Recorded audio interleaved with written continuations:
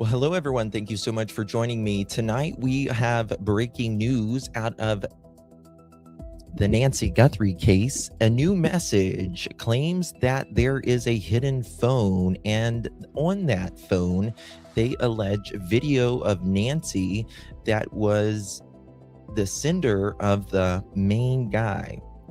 And that is the conversation of this evening. For nearly 5 months, Nancy Guthrie, 84-year-old mother of Savannah Guthrie, has been missing from Tucson, Arizona. We have had reports of ransom letter demands, and tonight TMZ is claiming they have a new letter, which could be very interesting just when you think this case doesn't get any more strange. A lot to talk about on the other side of this. I've walked through storms in scars and grace, smile through pain with a painted face. And if you know it, Mother Chicken. They called me too loud, too much, too strong, but honey, that's the reason I belong. Every scar's a scripture, every tear's a hymn. I found my worth where the light grew dim. They tried to break me, but here's a twist. I turned my pain into a clenched fist. I'm an unbreakable woman, born of fire and pearl. I shine like grace in a reckless world. You can test my faith, you can shake my pain, but I'll rise again. Just watch me stand.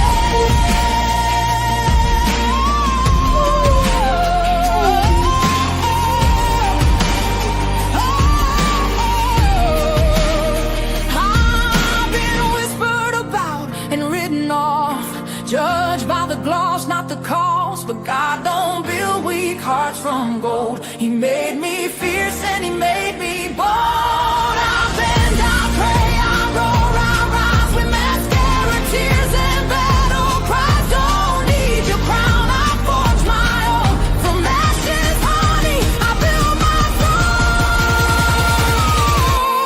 I'm an unbreakable soul, dressed in truth.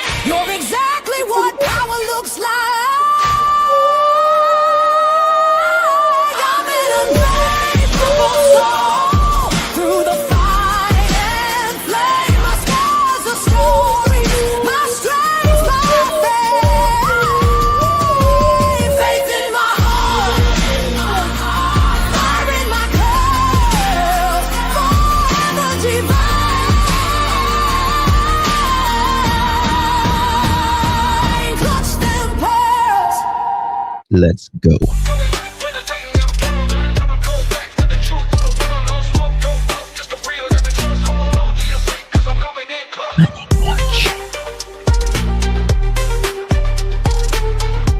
LFG Mother Chicken.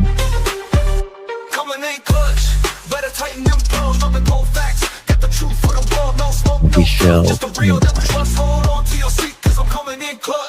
Thank you, Michelle.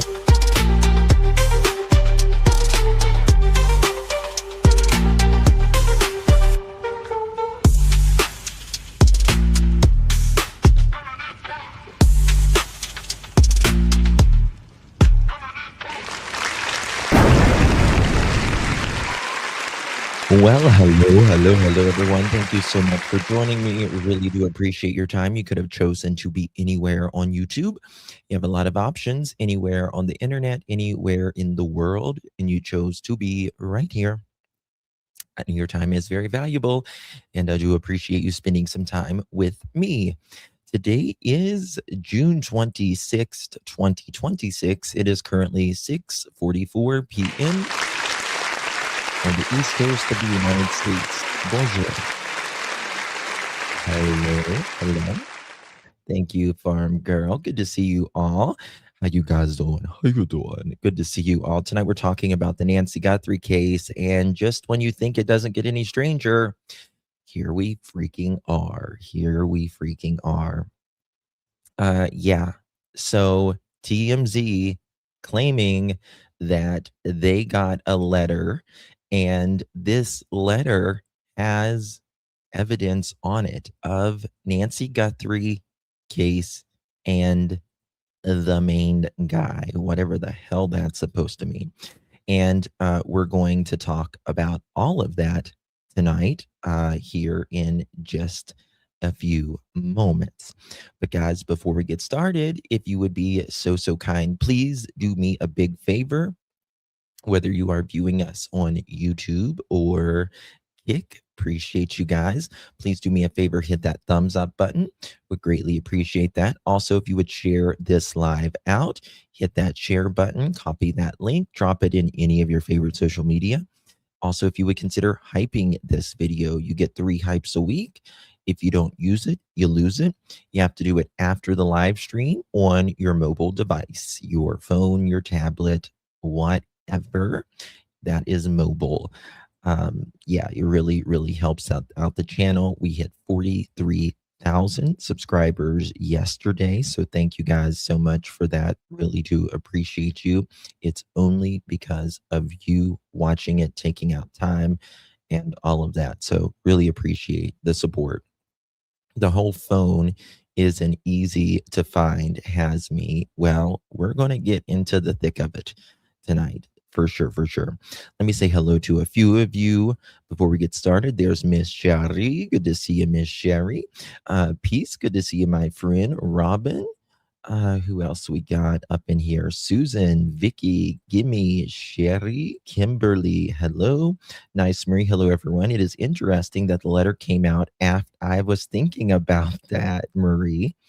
I was thinking about that. It's interesting. It came out after the interviews rooms live last night. Is someone scared it will be a deep investigation? Just my thoughts, my opinion. Very interesting. Farm girl, how you doing, girl? Miss Catherine, how you doing, girl? Good to see you, babe. Peace, thank you again. Connie, hello. Boy mama, good to see you, my friend. Pebbles, good to see you. Tina, Kimberly, Susan, Miss Yarika, Sandwich, how you doing, girl? Robin, Kimberly, Leslie, always keeping it real. Miss Susan, Christy, hello, darling. Reptile, good to see you, my friend. Who else? We got Carmelita up in here. What do you think about this, Carmelita? Vicky, good to see you. SJM, hello, everyone. Excited for the show tonight. Thank you for being here. Robin, Pebbles, how you doing, baby? Good to see you. Connie, Robin, Millie, good to see you, my babes. Helicopter, how you doing, babe? Good to see you, little black bear. Hey, babes. Magic, babes, good to see you, my friend. All right, Luann, good to see you, babe. Everyone, I get started. I feel like I need to say hello to everyone because I'm like, I feel bad. Auntie Shell, thank you so much, my friend. Welcome to the Cult family. We appreciate you. How you doing, babe? Thank you so much. And Mr. Lewis, thank you, baby. Good to see you. Really appreciate you. Thank you very much for your support. Can you recap the random? I watched the last live, but bones in the stomach. Well, tonight we're talking about TMZ reporting that there is, I'm going to show it to you in just a second from now. They are reporting that they've got, and this person, also, we're going to kind of go back on some things that I've just kind of been putting together. I forgot you broke up black skies. I'm sorry. Good to see you, baby. How you doing? All right, so let's get right to it. Guys, don't forget to hit that thumbs up button. It's going to be a show today. A lot to talk about. We're going to go to our friends TMZ, Harvey Levin. He's speaking on this. It dropped, when did it drop? 8 hours ago. And I've been putting it all together for you in one place. Hey, 603, good to see you. I'm so anxious to hear. Yeah. Okay, guys. Let's, oh God. Let's get into it. It's just like, Chris and Karen, they had a great show last night. Speaking, Sheriff Doofy, we have the best chat, don't we, Miss Dolores? We really do. Best people here. Ever. Ever. Hey, Tony, good to see you. Chris and Karen was talking last night about Sheriff Doofy, and it's like it's been it feels like, at least, that it's been orchestrated in trying to shut everybody he can up, which should be the most opposite of what you would want to do in a missing persons case. Chris and Karen, went on the ground very quietly while they were there. And, from what I understand, you can't. Hey, Brandy, good to see you, babe. From what I understand, you can't put flyers up in Tucson, but they can hand them out and all of that. There's nothing in that city other than YouTubers, of course, to represent the Nancy's missing, even, and he's jailing those people. It's crazy. It's just crazy to me, Helicopter, thank you, babe, for gifting a pearl necklace. Really do appreciate you, my darling. If you received that, make sure you give our Helicopter a big old thank you. Got a Jack and Lily live coming up, hopefully tomorrow on Jack and Lily. I've been working on some things with that as well. That's so odd. No flyers hanging, or even months ago. Yeah, it is. All right, so we're going to go to TMZ right here. Batten down the hatches, guys. It's about to get real. Friday, June 26th, and we have received another email from the man who says he knows who Nancy Guthrie's kidnappers are and can lead the FBI to those kidnappers for 1 Bitcoin. So the man writes that he has clearly been following things we've been saying, questioning the FBI telling us that the person who wrote this might be a female. The person does not say he's a male for sure, but he puts a big question mark there, and then also puts a question mark where we say we might be doing a documentary. So kind of questioning, yes, that he will lead this to to the FBI for 1 Bitcoin. How much is 1 Bitcoin now? Does anyone know? How about you be a good ass person and say where this 84-year-old woman is if you actually gave a wooden nickel? Here's the $65,000. And okay, let's think about this for 1 freaking second here. There's a $1.2 million reward right now. Tell the fucking FBI. Tell the FBI, and you can get 1.2 million. Why wouldn't you do that? This is the thing. I've never, either this person's terrible at math or just doesn't get it. Too afraid, you think? Maybe.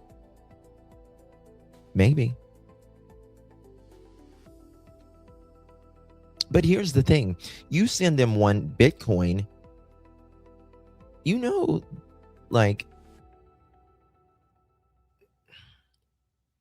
I think the FBI can get to it. I really do.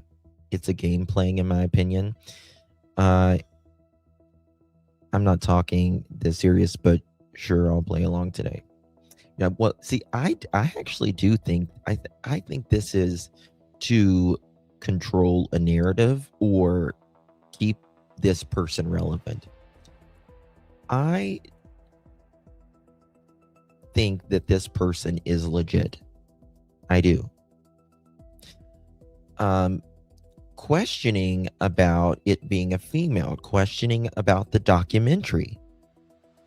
I agree, Tony. I believe they want to stay in control. And I said taking Justin. I got you. You're taking me seriously, Jay. Got So you. he says in this email that he is not, as he puts it, I am not the idiot who recently called in a tip about her burial site in Mexico. He goes on to say, I'll tell you this. I think that this person speaks at least 2 languages. I think they speak at least 2 languages. I will say, how can I say this? Idiot is a common translation for, if you know anything, like they'll say, and it's a term that's recently came, or at least I've recently heard it in the last couple years more, useful idiot. That's a translation a lot of times that I've heard in the Middle East or South Asia world. People will say, you're a useful idiot. Or they'll say you're like a gada, what's the word? Like a donkey translation. So that makes me think when they said, I'm not the idiot. I mean, we say idiot all the time as well, but that just makes me think again. Only 2 are directly involved, and I doubt they would be the ones calling to snitch on themselves. Only 2 are directly involved. 2 are directly involved. And I'm sure that they're not going to stitch on themselves. Well, I think these people are getting fucking scared, because I believe,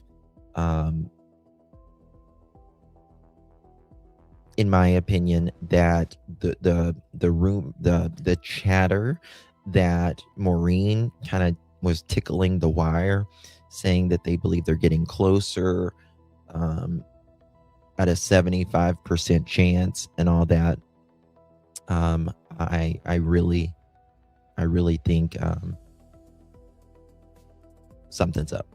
So he has said to us before that there were multiple kidnappers and there was a main kidnapper, but definitely plural kidnappers. He has said that before. In this email, which, by the way, we have sent to the FBI, he says that he has video. He has video of Nancy Guthrie with the main kidnapper on what probably would be the last day of her life. That's okay. Now, that's a big accusation right there, right? That's a big. Do you believe this person has video with Nancy on the last day of her life? Yes, no. It's only going to be a yes or no. Put it in chat. Do you believe this person has a video with Nancy on the last day of her life? Yes or no? 1 or 2. Put 1, 2, or yes or no in chat, and it will automatically add it to that poll. It would be interesting, right? Now you think about this. Sometimes these people will, if there's going to be a ransom letter, for instance, if there's going to be a ransom letter, they might take a picture of Nancy or a video of Nancy. It could even be like begging for, help or whatever that they just didn't send out. I don't know. We're going to have to see. They may have some pictures or video of them, perhaps the area that they buried her in, However, it makes me wonder because, I'm sure that they're not out there with a fucking Polaroid camera. It's probably with the phone. Right? And if there's a phone, it's hitting towers. They are monsters.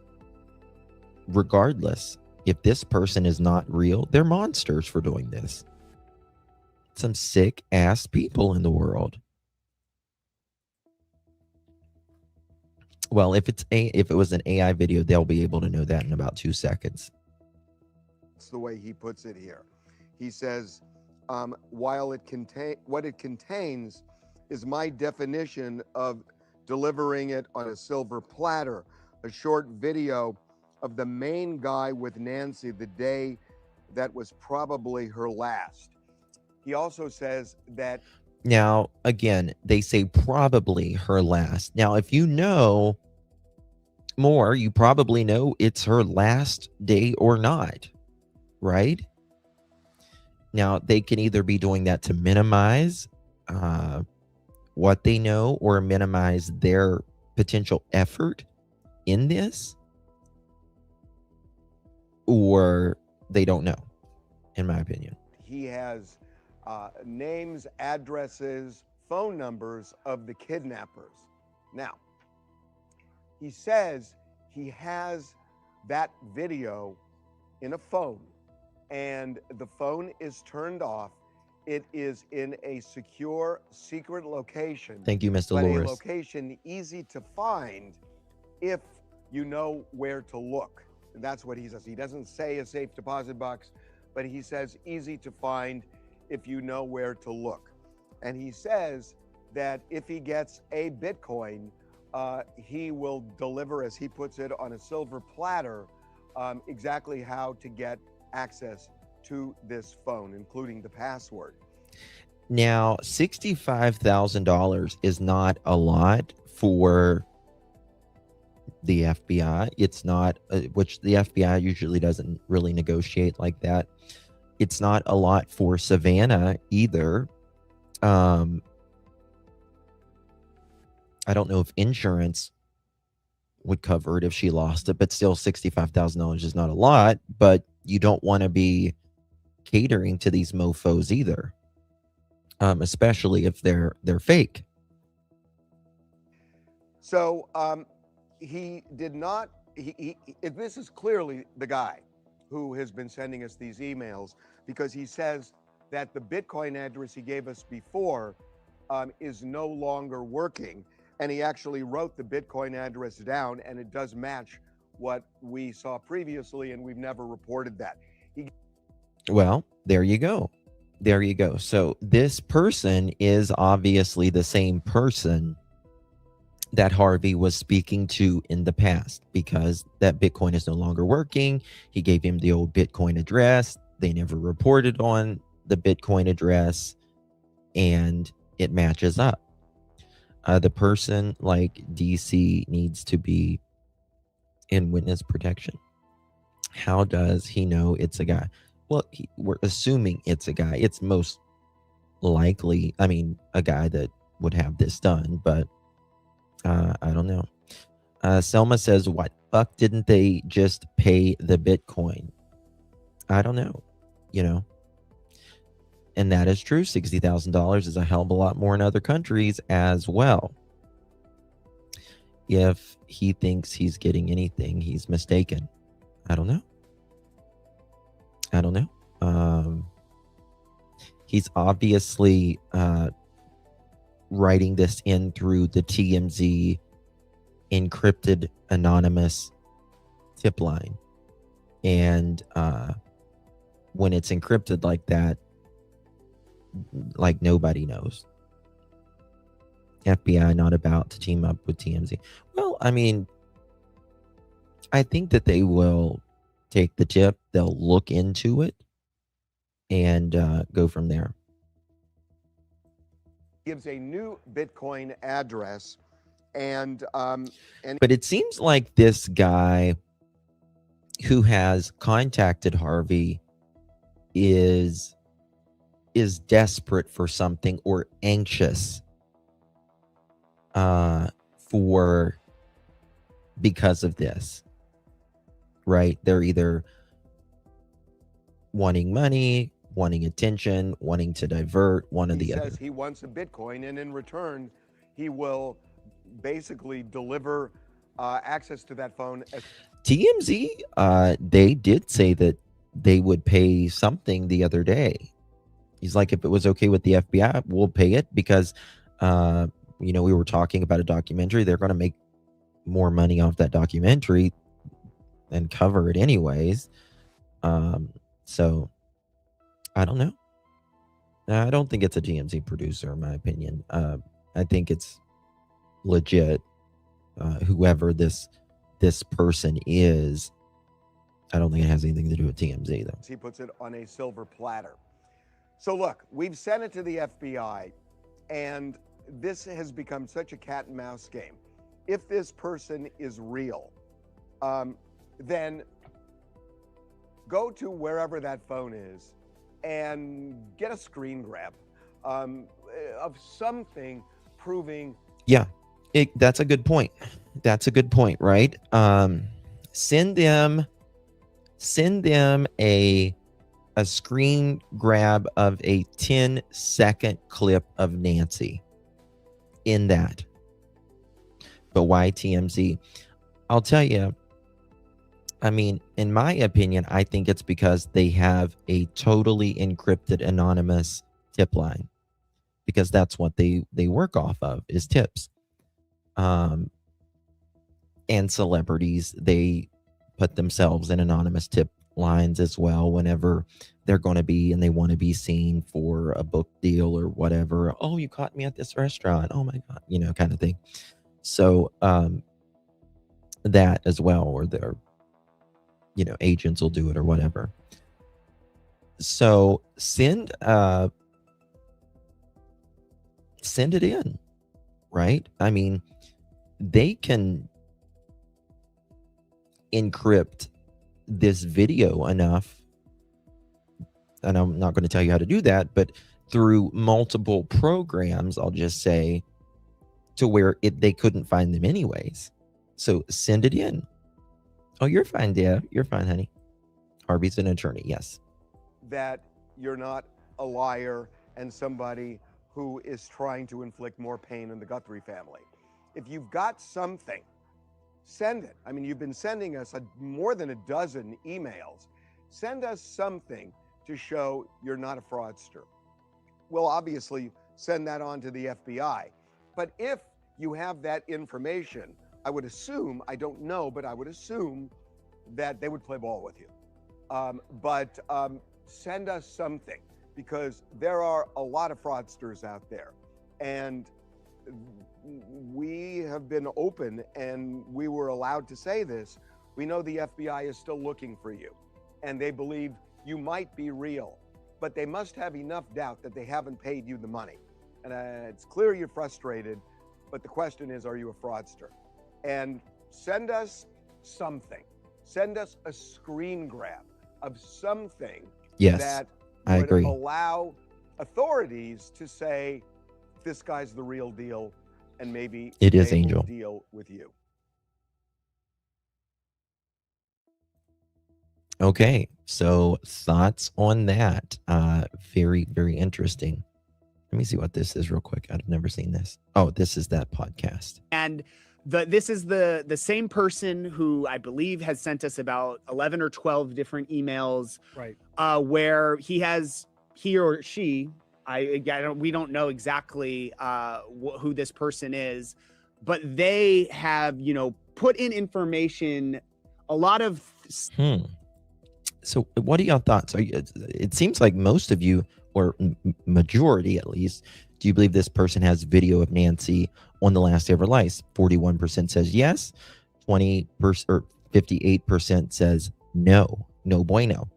I tend to think that this person knows something. I tend to think that they're involved. I don't think that they just know. But I don't know if they have the video or not, you know.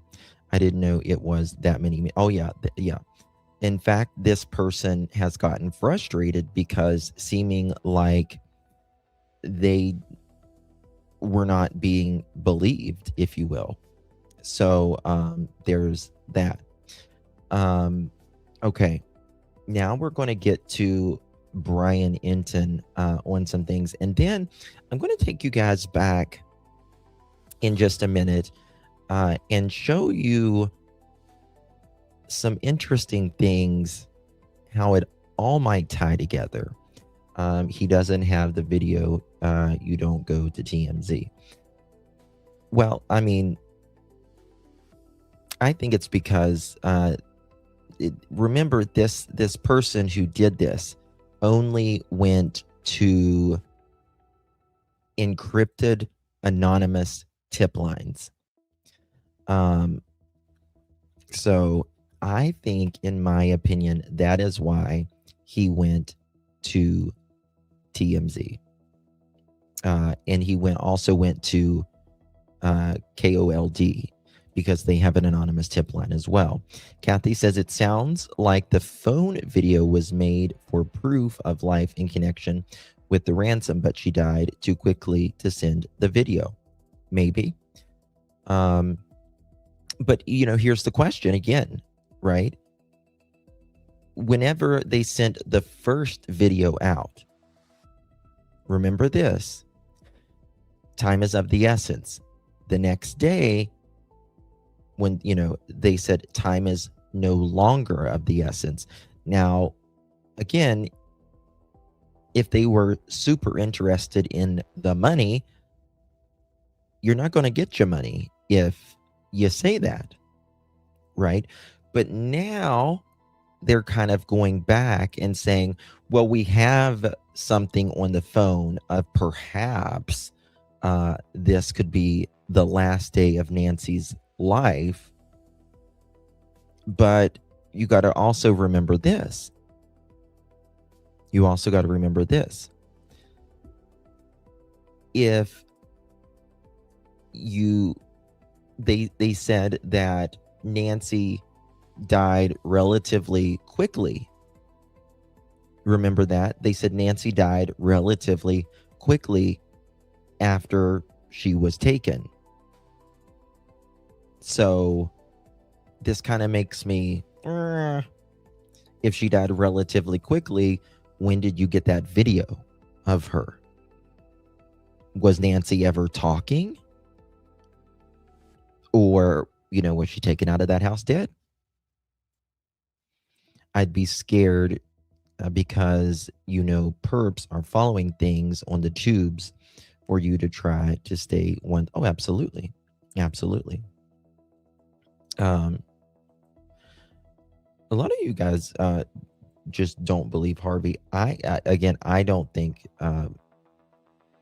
in my opinion, I just don't think Harvey would ever make this up and send it to the FBI. I just don't, personally, because that's a federal crime. Hey, Alabama, good to see you, honey. I don't think NG was put in anyone's personal vehicle. I strongly believe she was in a transport vehicle. Interesting. Much for checking out my show. In a second.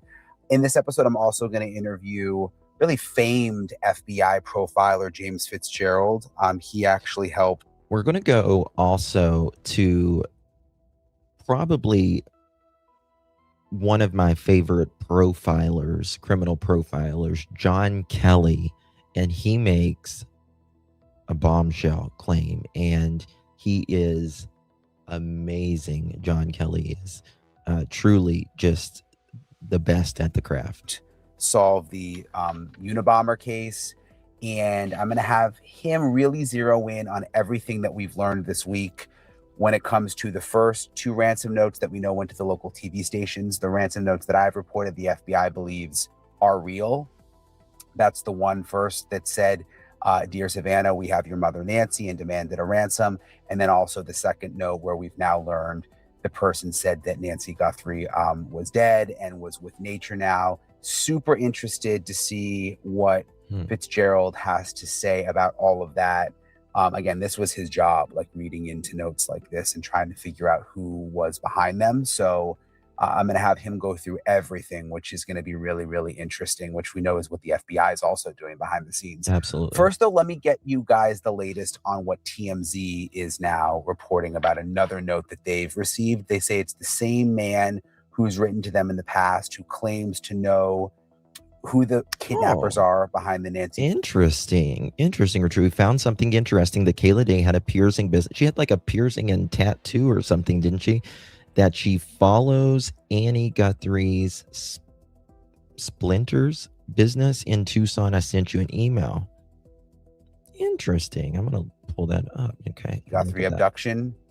And he said that he can lead police to these kidnappers, and he's just asking for 1 Bitcoin, which is, the whole thing is strange. But nonetheless, I think we have to consider everything at this point. And this is obviously separate from those first 2 ransom notes. But this is the latest from TMZ. According to TMZ, they say whoever wrote this note said, I am not the idiot who recently called in a tip about her burial site in Mexico. Only 2 are directly involved, and I doubt they would be the ones calling to snitch on themselves. So he's referring to the anonymous tip that went to the group of searchers in Mexico. He says he has video, and this is a new element here. He says he has video of Nancy Guthrie. Take a look at this, what Ratui found. Check this out. This is Kayla Day, stellar piercings, and she was following Nancy's business. Well, how about that? So, again, Kayla is connected with Daily. Annie's business, whatever. Very good finding, Ratui. Very good finding. That makes me, again, think that the FBI is right on track. Right on track. Bingo. That is a connection. Now, holy shit. And just think of this, Ratui. Think of this. Kayla went to jail, right? And she allegedly gave a report. She's allegedly the one that turned Luke in, right? She's allegedly the one that turned Luke in. Now, Kayla can't just go and say, I think Luke did it. Like, you go to the FBI, you've got to have receipts. You've got to who, what, when, where, how. Who, what, when, where, how is what you got to do. Now, we know that Kayla and Mr. Daly got arrested together. They were in this rug car together. And then after she makes this report, I think it's the next day. I have not. The next day, they go to Luke's house. Luke is very nervous. Very, very nervous.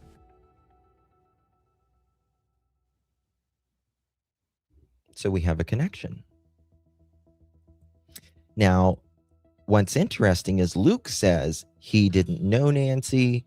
He doesn't know anything about Nancy. He didn't know where Nancy lived. Hadn't been in the neighborhood or anything. And in my opinion, we know that that is not true. That is not true. Because there's reports of him being virtually across the street from where Nancy was. There's reports of Luke doing rugs at some of the houses that weren't being lived in.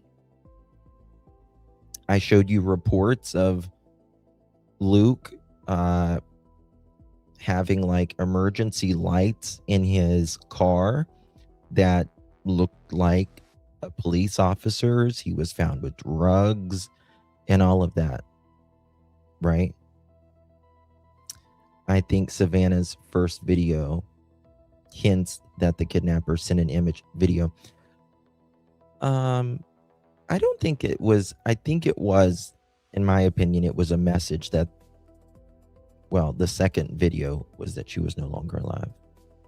Exactly. Yes. Luke's mom went on interview to defend him. And I didn't like it that Luke was literally sitting right beside of her in that interview.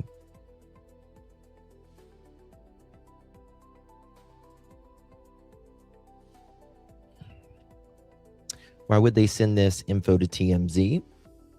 That only puts their own life in danger. If legit, they would go to the FBI for protection.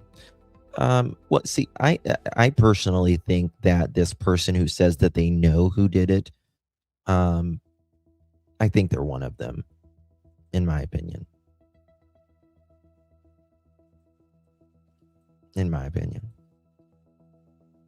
This is very, very interesting.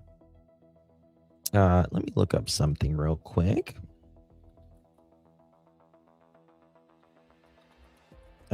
Tucson.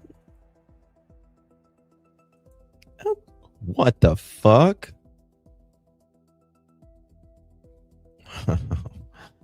Look what. Okay. Look here. This is the Splinter Collective, right? Look where it's at. 901 North 13th Avenue, Tucson. Oh, we're familiar with this place, aren't we? We're familiar with this place. Certainly are. Right? That's where Chris was talking about the other day.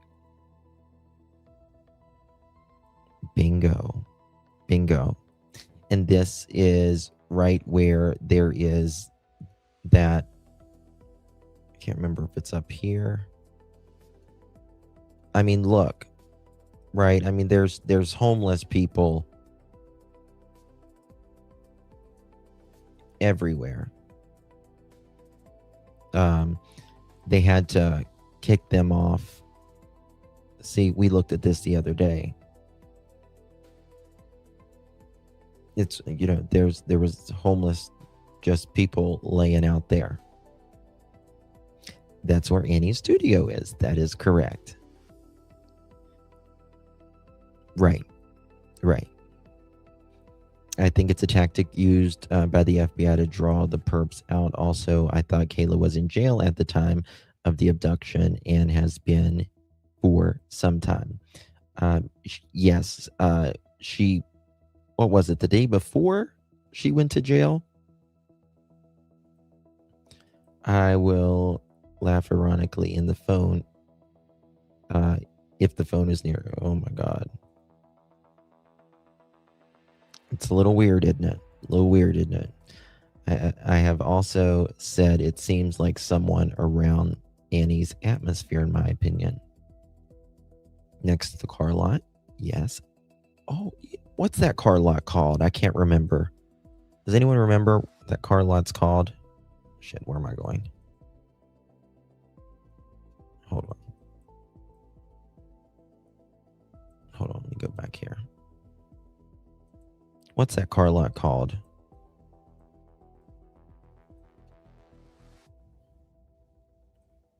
Is this, where was the car lot? Look at this right here. Free store. What does that say? Hold on. What does that say? Free store. Tins. Gracias? I can't see what it says. Okay, here's the... All right, there's another one. Okay. Resident. I'm sorry, but this seems like it's a sketchy area to keep an art gallery. It just, in my opinion, it's sometimes a business, and then there's the business. You know what I mean? You know what I mean? There's the business, and then there's the business, the back business. Yeah, Kayla's in prison now. KD was in jail when yes. Have you seen what type of business it is, though? Yeah, look here.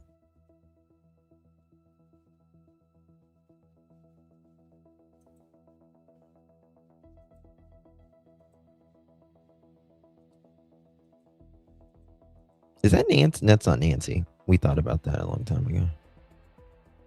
Music.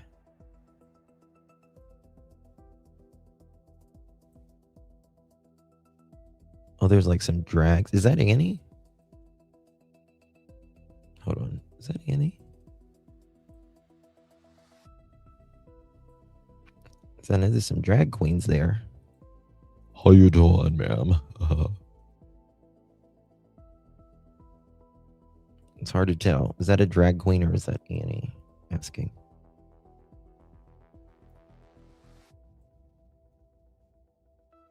No, I don't think it's Annie.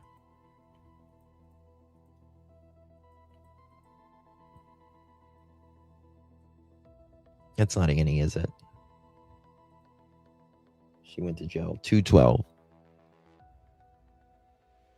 It was, yeah, she went to jail after, but it was a day before or 2 days before they raided the place.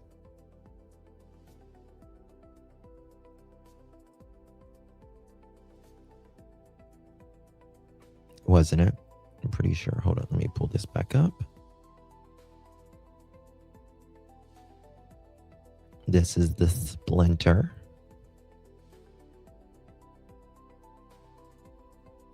Okay.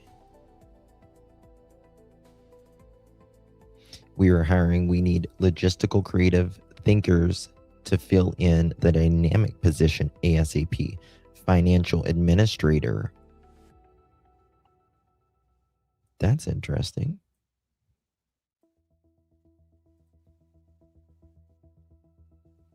I rent studio space and love the vibe and atmosphere.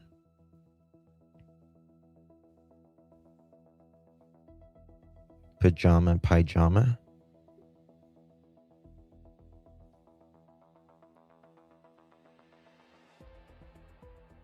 Okay. Splinter Collective's mission is to promote the arts and social justice in Southern Arizona and serve as a local artistic and community hub. We center the artistic expression, voices, and experience the folks who are systematically disenfranchised and historically absent from the centers of power. We do this through culture making, curating artistic events, providing an accessible venue for community events, liberty art practices, and social justice organizing, and physically sponsoring aligned projects. Okay. Surviving brutal Arizona summers. I wonder. Let's see what was going on there in January and February. Muna Food Festival, Let's Kiki, Light of Mike curated artist showcase, Threads patchmaking event, monthly members connection, open mic.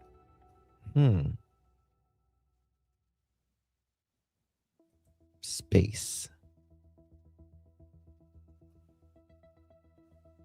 So can you rent like a space there? Kind of makes me wonder.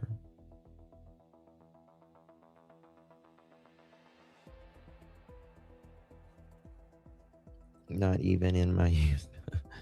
Weird things going on in this space, let me tell you. If you find it, Ritui, send it to me. That's very interesting. Oh, that's what, hold on. I need to get back on this because I forgot to do this. What's this car lot? We need to go to this car lot. We need to see who owns this damn car lot.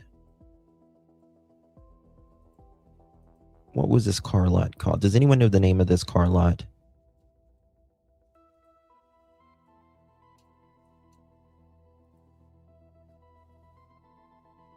JK Stone Company, Lakewood.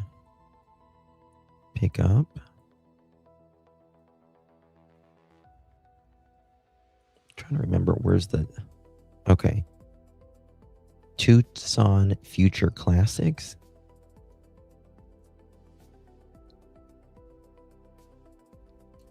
Okay. Dead End Studios. Look at that. Did y'all ever notice that? Dead End Studios. It's got a skull there. Let me look up that.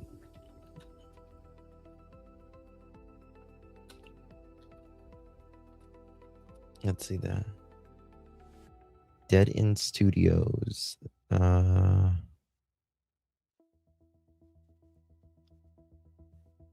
I see it in...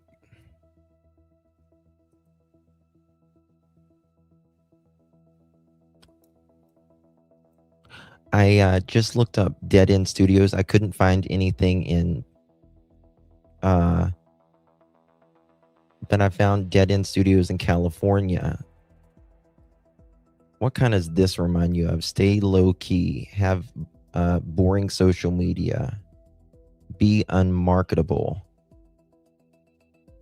Don't hire me. I might actually make your band look professional.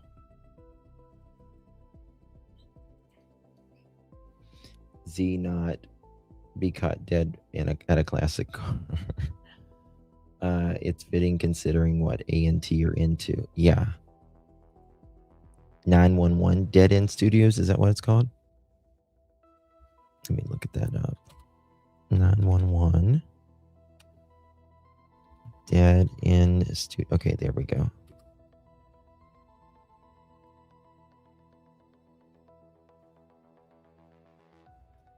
Dead End Studios. It says California is a California-based music, photography, and production outfit that has toured through the documented live bands in Tucson, such as venues Groundworks, Tucson, the 911 part.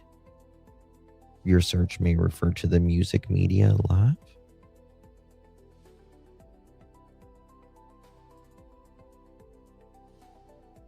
Okay. Why does this come up when I type in? Something's weird about this. YG, thank you so much, my lovey. Appreciate you. Welcome to the Pearl family. Really appreciate you, my love. Rovian says, profiler speaking with Brian, and he believes the abductor was obsessed with Savannah, not a kidnapping.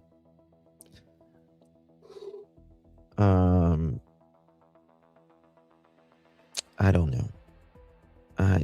Do you guys think this person was obsessed with Savannah? I just don't. I think they might have felt opportunistic because of who Savannah was, but I don't think that. But I just don't feel like they were obsessed with her. Okay, I'm going to pull up some things while we're listening with to the this. main kidnapper on what would probably have been the last day of her life. That's a big claim that he makes. He says this contains my definition of delivering it on a silver platter in terms of what he says he can give to TMZ. He says he has names, addresses, phone numbers of the kidnappers. Says he has Very that well video possible. in a phone. So that I do think that could be where this originated from, right?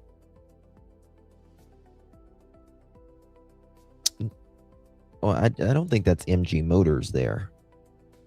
In my opinion, you'd have to send me a receipt on that. It goes much deeper than the obsession with Savannah.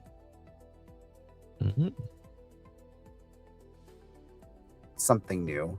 The video on a phone, and the phone is turned off in a secret, secure location, but a location easy to find if you know where to look.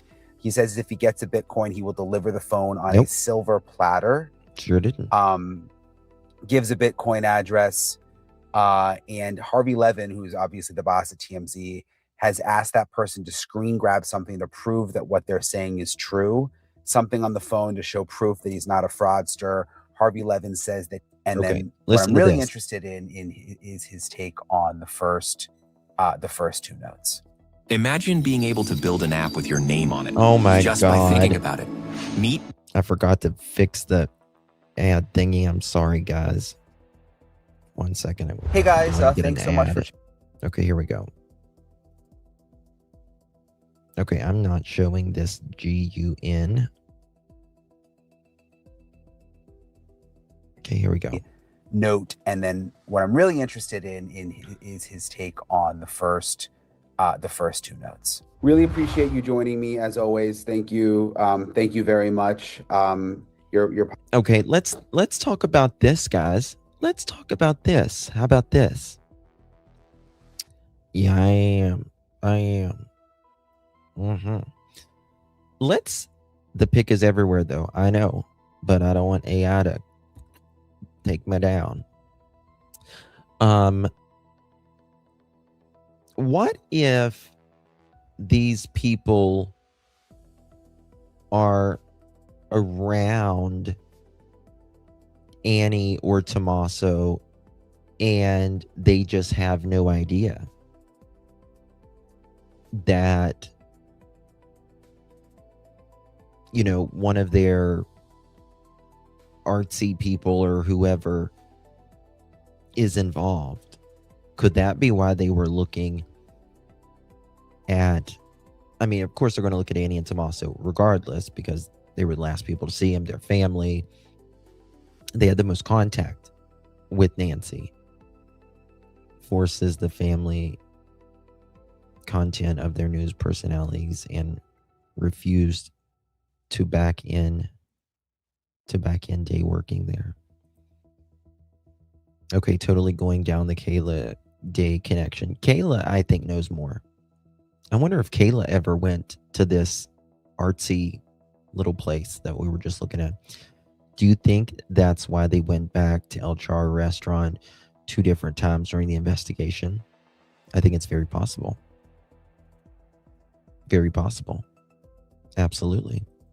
Podcast is awesome, by the way. I always put the link down in the description. And you're the perfect person to talk to because we've had so much come out this week about all of these notes, which I want to get your take on. First, though, this new TMZ reporting. Well, but to be fair, Angel, they said the other day that they would pay because, you know, they're making a documentary anyways. They'll make their money back on that. They have insurance, all kinds of things. So as long as I'm sure the FBI would be okay with it, they would pay. Name of the car business, Tucson Future Class. Let's look at that. Future Classics. Okay, thank you for that. Let me look at this, pull this up real quick. And I'm a little skeptical with this TMZ stuff. It seems separate from the first 2 notes, obviously, that came. But they are now claiming the guy who's been messaging them has sent a new email where he says that he's got the names, addresses, and phone numbers of the kidnappers, that there's a video that he has on a phone that shows Nancy with the main kidnapper, and that he will basically hand all of this over for 1 Bitcoin. What do you make of that? First of all, and again, Brian, thanks for having me on your podcast. This guy, I don't think he's legit. I'm going to say that up front. I'm not sure any communication, and people are calling them notes, letters, whatever, posts, but I'm just going to call them communications, however they showed up.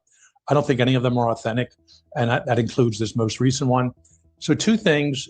Why to TMZ? I mean, from the beginning, but certainly this one, where this guy is now alleging that he has some kind of a hidden phone in a secret place, whatever. And it has. So I just looked up the Future Classics. This is owned by a guy, I'll just say his first name, Brian.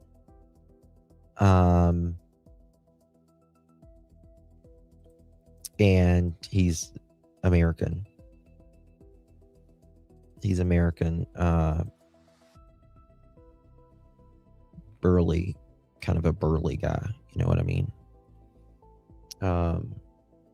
Has pictures of the last day Nancy was alive and names, addresses, and ages of the two kidnappers. Okay, do you think the two kidnappers would know who this guy is, who is putting this stuff out there? And if they do, they're going to take him out. If they're really these badass, alleged kidnappers, which again, I don't think they are. So why is he doing this? If everything you just said, and we're hearing from TMZ, et cetera, was true, go right to the source, meaning the sheriff's department or the FBI, and let them work this case. And they wouldn't go public with it, which they shouldn't. And that way this guy is safe. And his buddies or his colleagues, whoever they are, neighbors, and he knows where the body is and where it's buried, whatever, he'd be safe. So like virtually every communication.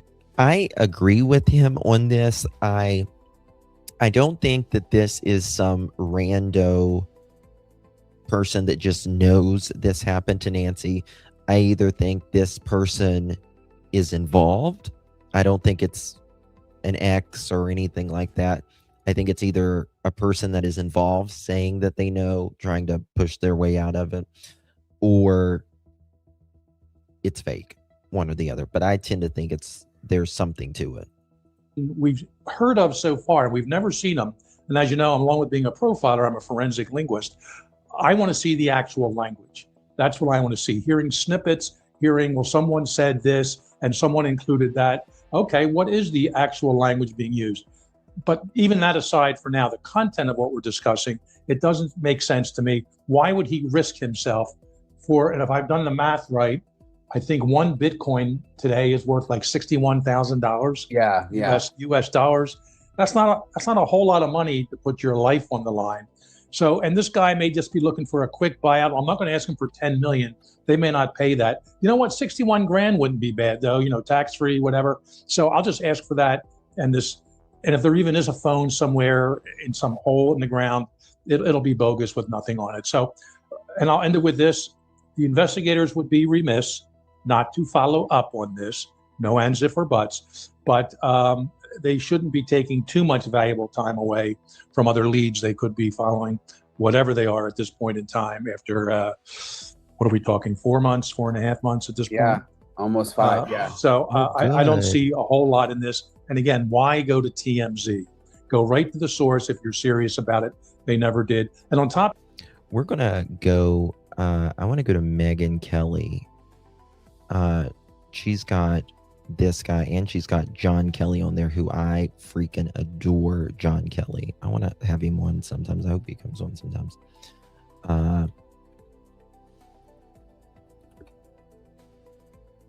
Does she spell it Megyn? Yeah, that's what I thought. Okay, look at this, guys. This is very interesting. On the air, but I know somebody who was a psychiatrist at a prison hospital for years, very well-respected psychiatrist. And he told me years ago that there was it's not the only test it was, but one of the tools they would use in figuring out whether a patient who was coming in, a prisoner, was a sociopath, right? No empathy whatsoever, was the following riddle. They would offer this riddle to all the prisoners, and the ones who were not sociopaths would have one kind of answer, And the ones who were sociopaths would all have a different answer, but the sociopaths would answer it the same way. Okay. And the riddle is, guy goes to the funeral of a woman. While they're mourning the decedent, guy makes eye contact with a woman who's there, who's also attending the funeral, and thinks that they had like a moment, like the two of them exchange a glance. It lingers for a couple of seconds, whatever. The funeral ends. Everybody goes their separate ways. 2 weeks later, guy kills that woman's mother. Why? And the answer is anything if you're normal. If you're a sociopath, you know it immediately, and they all have it instantly, and it is because he wanted to see her again. And That's the way a sociopath thinks. And so to your point on the erotomania theory, Jim, like, what if you can't have access to Savannah, but what you really want is contact of some sort with Savannah? Why not this? This would be a great way of... Right. Nancy's 50% DNA of Savannah, and it's a way of getting, it could be a way of getting to Savannah, which is really fucking creepy. Let's just be real. Lisa, watch. Chris from the interview room did show MG Motors, the owner and management is foreign. Oh, baby.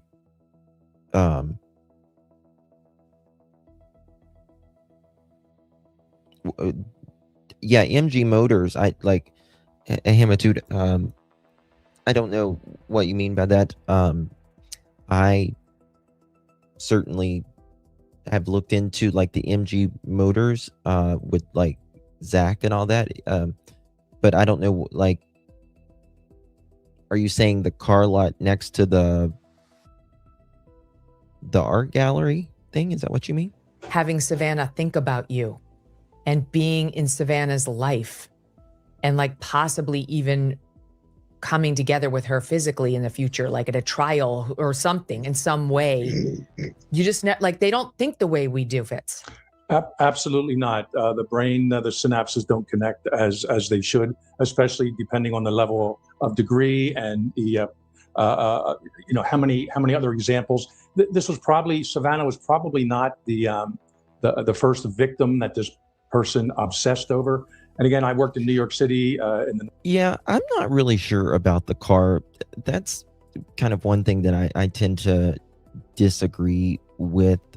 I mean, is it possible? Yeah, but I just don't think that this person's like test driving cars out while he's stalking the area. I just don't think that. Usually when you test drive a car, they take your license or your insurance or something. 90s, and I was up at NBC about once a month, and the various mostly female employees there, the on-air personnel, just before you were in that area, Megan. But once a month I was dealing with the head of security. Hey, another letter. Mostly then back then letters, put a lead out to whatever city they came from. Hey, you sent this kind of strange letter to someone, so-and-so at NBC. Did you really plan to hurt her or do anything? And as long as they got a confirmation, no, the guy had no prior record. He wasn't about to travel. They said, all right, no problem, you're good. But so yeah, and I'm hoping, and again, I said this back in February, Megan, I'm hoping the investigators are searching every single email Savannah ever received. That, she's the outlier to this kidnapping. Obviously, she brings the financial element to it. She's the one that could pay the bigger bucks, several. And I agree, Poppy. I just don't think that this person. Okay, this is why I've always said this. I don't think it was an obsession with Savannah, and I'll tell you why. Because just what Poppy said, very similar. I think if the person was obsessed with Savannah, he would have done it himself. Well, a person that is obsessed with someone, they don't have help. They don't have help. You don't go to your friend and be like, I'm really fucking obsessed with this person. Will you help me get their mom? You know what I mean? I just don't see that. If a person is obsessed and wants to get, now people do get obsessed. They will get at a family member because that's as close as they could get to Savannah. That is all true. But there is not, they don't have help when they do that. It is a mental obsession. It is a single mental obsession with no other involvements. So this is, in my opinion, and I've said it a long time and I'll say it again, this is not the reason, in my opinion. Now, I do think that it's very interesting that it's seemingly,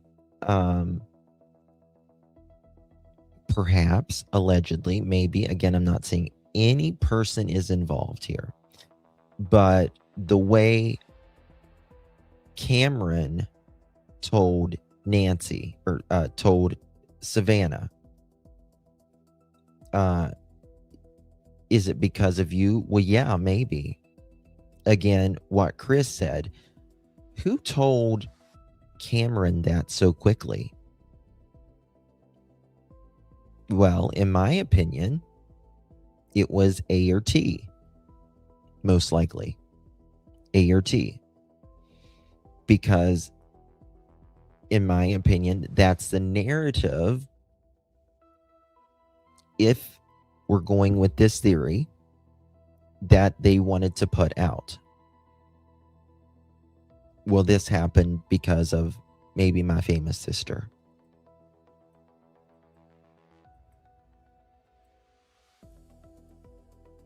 Million, 15, 20 million, whatever it is. And so that's a factor to consider. But she's also the on-air personality. There are plenty of wealthy people and now out we there, find out letter number 1 was addressed to her. which I didn't know that back then either. So that is very interesting. And then they perhaps backed off. But again, this was never about getting money, never about any sort of financial benefit to this person. This was saying, I now have something of yours. And quite frankly, maybe the person did not plan for Nancy Guthrie to die. And it's very likely with her delicate condition, she did suffer an early death and an awful death because of this trauma. But nonetheless, he would have loved to sit around and talk to her for weeks at a time. What was Savannah like growing up? And, can you draw some pictures for me? That's a good point. That's a good point, Sickler. Or did Savannah ask Cameron? Well, we need to go back to that video and see. Or did Savannah ask Cameron that question after seeing her name? And that's a very good point, Stickler, right? Because the letters addressed Savannah as well. That's a good point. So we need to go back and look at that. No. Nope. Hello, darling. Good to see you, Tucson girl. This was the Taylor Parker vibe to me, in my humble opinion. Sickness of people with fried brains, in my humble opinion. I agree, not supposed to pass, but wanted money or wanted to live out a fantasy with Savannah.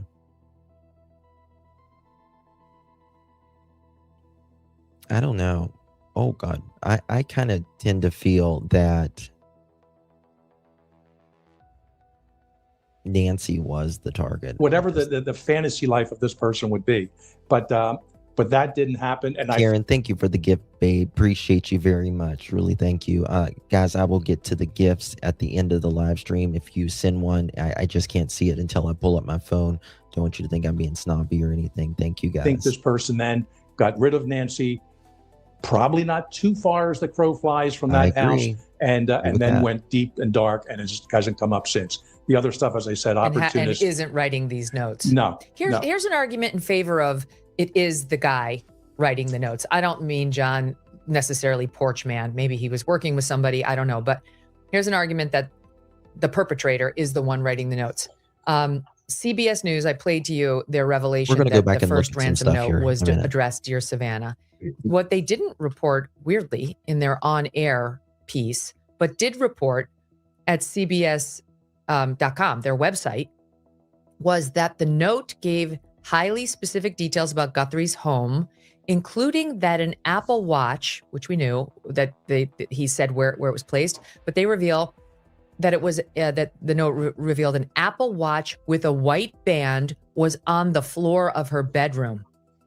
Now, I don't know whether they made a mistake there, but that is the first I've seen that reported anywhere. And of course, all the I told you guys that the other day.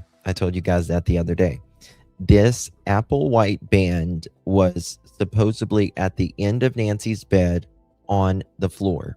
Now, that's very specific.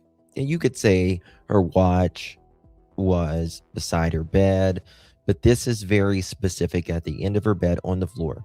Now, that also makes me wonder, like, why was it at the end of her bed on the floor as well? Did it fall? Was there a struggle? Why did they leave it there like that? Very interesting. Patty, thank you so much for the gift, my dear. Really, really appreciate your support, honey. Thank you. Watches have DNA. Well, they do, but you know, if they're wearing gloves or whatever, might not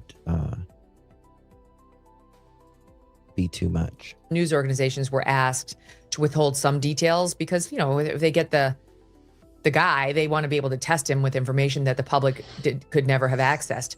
But there it is. I mean, how else? Like, sure if you're a is, 'cause it's so fraudster mysterious, trying to take advantage of this poor suffering family to try to get them to send you $4 million or $6 million if they wait till Monday, how would you know that there's an Apple Watch with a white band that was on the floor of her bedroom? Now we're getting really specific. Mm-hmm. And maybe that's exactly what investigators found. That's not even the kind of thing like a maid 2 weeks earlier could attest to. Right. You know, like you were there. You saw something the night of the crime. Like, I'm starting to glean why. I mean, there would have to be some sort of struggle, I would think, for her Apple iWatch to be at the floor on the, at the foot of her bed. Why they may believe these notes, these first two, were authentic, John. Well, that's very possible. But, if you also go to theory that somebody is really obsessed with Savannah and they're following this case, from head to tail, and they're following the news all the time, because that's what they do. They obsess with the news. They look for stories all over the place. As a matter of fact, the person that took Savannah, that took Nancy, I'm sure will be looking at us today too. But anyway, I just want to get back to that. I mean, so he's he amazing. could have picked that up from the news. Now, you're the first person that's bringing that out to me. Well, I told you guys that 2 days ago, that this band was on the floor there. I've not heard that before. Yeah. And I think that is We just learned unbelievable. it. CBS just posted it. That is really unbelievable on how that information could have gotten out, okay? Because I'm going to talk in linguistics on it. I want Jim's feedback on this. Jim, we know these guys don't have feelings, number one, lots of them. These kidnappers, they would no feeling if they fell over, right? So now this guy's talking about unintentional. He's talking about perished with nature. Where did you ever hear of a hard guy? Right? A psychopath. So, she perished with nature. Oh, it was unintentional. Yeah, Have you ever heard that, Fitz? They don't use No. verbiage like that.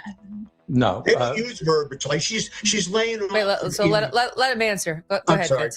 Go ahead. Yeah, and by the way, buried with nature. Live right now, Randy. All of us will be buried with nature. We could be chopped up, shallow grave, regular grave, a pond, a lake, in the desert. We're going to be buried with nature. There's nothing, to me, unusual about that. And look, I also want to be something we should throw out here. I've had friends over the years, kind of for jokes, at least my friends. There's also, it's yeah, she's buried with nature, but there's also nothing specific about it, right? If they were wanting to give up Nancy where she was, or give a clue, they could say, you know, she's buried in nature next to a tree on one of the highways, or highway, you know, whatever, name that highway, or she's buried next to a creek, wherever, you know, they would say. So it's not really telling a lot. It's just more that she's buried in nature. Thank you so much, Deb. Appreciate you, my dear. Justin, they emphasized that the ransom note contained details that would suggest the writer had been inside the home. The note describes an Apple Watch on the floor at the end of Nancy's bed. Correct. Justin, they emphasized that the ransom notes contain details that would suggest the writer had been inside the home. Yeah, they didn't give out a lot of the information. You know, it's just recently more been coming out. The note described that they had an Apple Watch on the floor at the end of Nancy's bed. Yes, a white, with a white band. Absolutely. Absolutely. So thank you for that, my dear. Appreciate you. Justin, is she buried in a nature reserve? Could be. Yeah, a lot of people get it confused. Australians say that Indigenous, also Wiccans, don't say that they worship nature. I think again, I'm not, up to date on all the Wiccan stuff, of course, but from what I understand, Wiccans are very much into nature, if you will. So they'd go to see a psychic, and it's fun to talk to them, and maybe they get little tidbits. It's amazing what a well-trained, experienced psychic can come up with and tell you about yourself. They're very well skilled and in that department. I'm not saying the person who did this, was writing the notes, is a psychic, but I'm saying I'd like to see the actual language, and it could be very much just generic and sort of suggestive of this, and maybe the investigators have blinders on and say, oh well, okay, the watch was kind of over there, but maybe they meant that it was here, and they go in that regard. So we have to be careful, and we're also only getting sources. I'd love to see the notes, letters themselves. That could help us a lot. I know they won't release them. Thanks for watching this clip. If you're new here, subscribe. That's very interesting. What's this? Input and your support. We make retirement planners prepare for. Okay, that's something different. Okay. Let me just check one more thing. If she released this yet. Bear with me one second, guys. Latest connection. Potential friend of Nancy Guthrie's.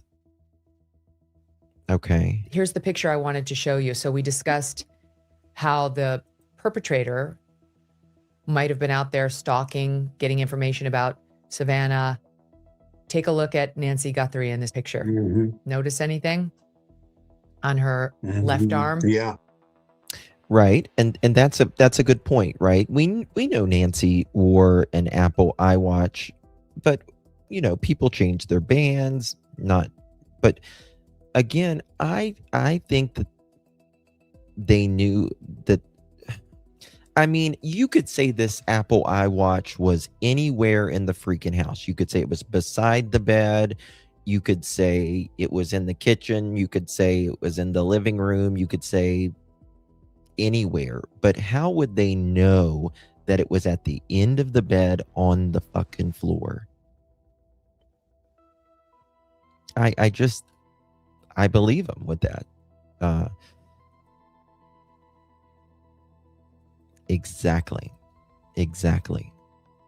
Wasn't it mentioned about the pajamas, and Savannah knew what type of pajamas she had? I believe so. Savannah did mention, or maybe it was nightgown or something. The note gave the Bitcoin old phase. LOL, it was not given out to anyone, TMZ said. Correct.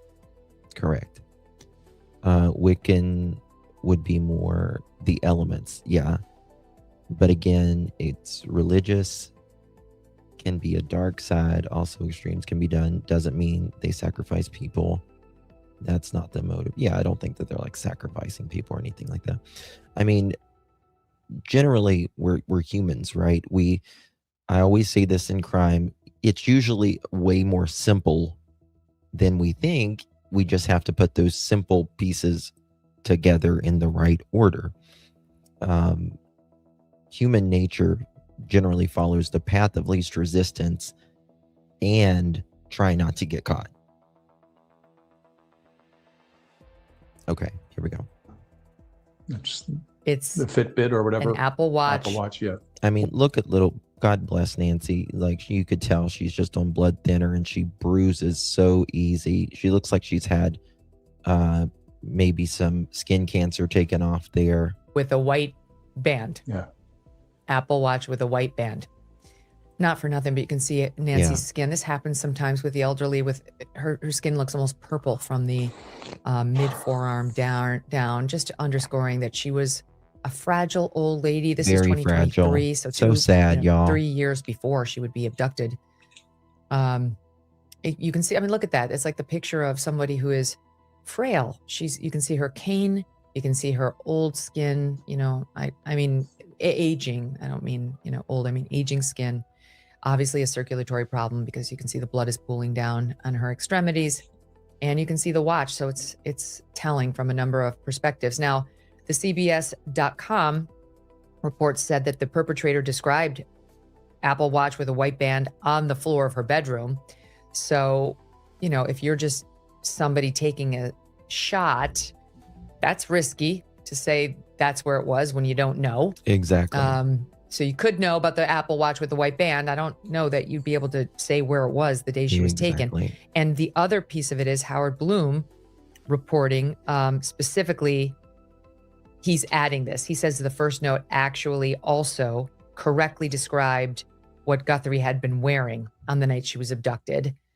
Again, how accurate, how closely did they describe it?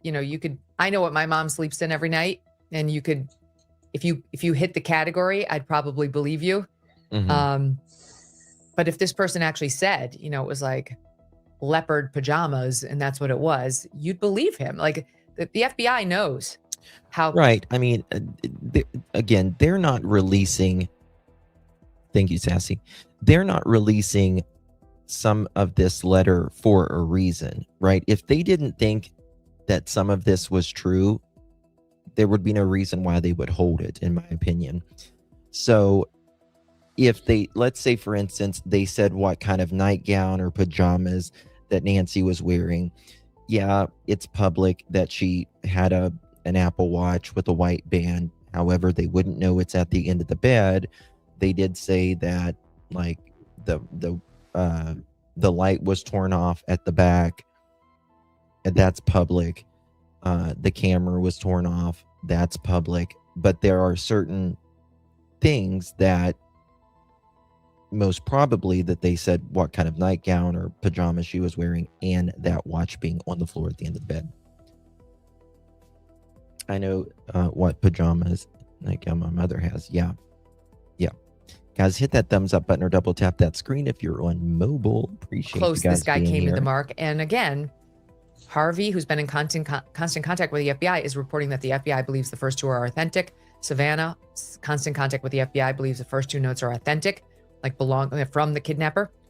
And my information was that the second note, the apology note, whatever we're calling it, she's now died note, that the reason they believed it was from the first guy was that it also had a reference to the same Bitcoin account as was in the first. But that is somewhat contradicted by reports out now that there wasn't a renewed demand for payment. So why would they, which I believe, like everybody's saying there was no new renewed demand for payment in the second note. So why would he have even made reference to the Bitcoin? Maybe the first report was wrong, that there wasn't. What's up with this? Also, this they're saying that that there is with this new TMZ letter that there is a phone and that they have hidden it somewhere that has Nancy's, the most likely last day of her being on the planet. Now, it's very likely that they would hide it or get it out of their way because they don't want to be caught with that phone as well. But I just thought of something that I've not seen anybody say. And I was mentioning earlier that I believe if this person who wrote this, they said that they know the person. They know the person. Well, they kind of just fucking told on themselves, because if you know someone who committed a crime, you wouldn't have their phone. You would just know that they committed the crime. You get what I mean? They really told on themselves, because this is telling me that they're either absolutely full of shit or they told on themselves. Because you're not going to have a phone if you weren't involved in the crime.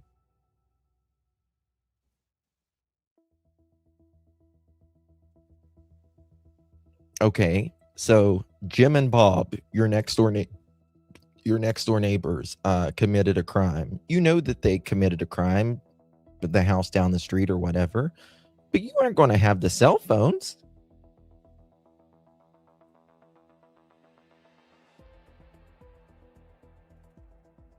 So it's either them or they're full of shit. Thank you, what's up? Appreciate you, babe. I wonder who were her people at the party on Friday at Nancy Guthrie's. Good question. Good question. It's supposed to be just some friends or whatever. Maybe it's buried with her, or there's a phone number somewhere in the emails and it will ring. No, I don't think that they're going to have this phone on. I don't think they're going to have this phone on. To me, that says this perpetrator wants, which I don't blame them. Like, if I committed a crime like that, I would have everything out of my house, right? That way, if they come in on you or whatever, you're not going to have all the shit laying around. So they put it somewhere. That way you're not caught with it, right? So again, this person, in my opinion, is not this Mensa. I think they're scared. I think they have a guilty conscience, if somewhat of a guilty conscience, if that's a thing. Not because of Nancy, but because of themselves. They are scared of getting caught. They knew they fucked up. They didn't know how big this case may be, perhaps. But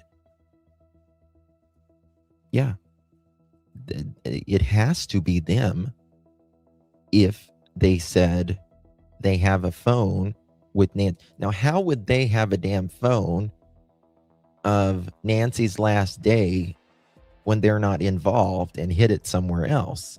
Like, it's got to be you, dude or gal. They got some gall asking for money. And said, I do not believe that the person who sent the note said they had the abductor's phone. What they're saying, how was it? Okay, the most significant new allegation, according to TMZ, is the claim that the sender has hidden a cell phone containing what they describe as critical evidence. The individual alleges the device includes a short video showing one of the alleged kidnappers with Guthrie on what they claim was likely the day she died, along with photographs, names, addresses, and ages of people allegedly involved.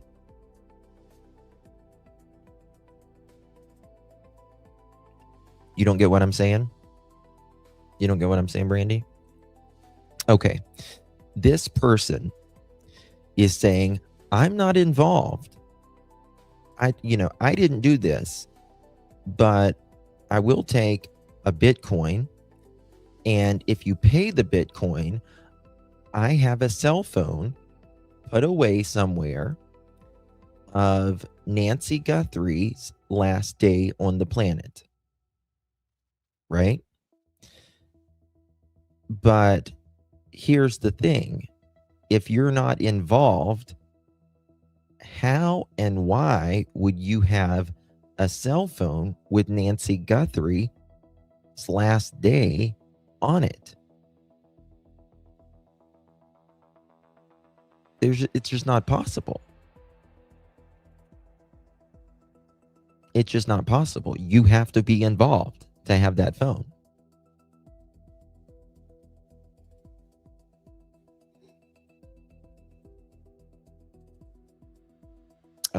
Could house be catered to the party? Maybe chef and waiter, possibly. Thank you, Lilo.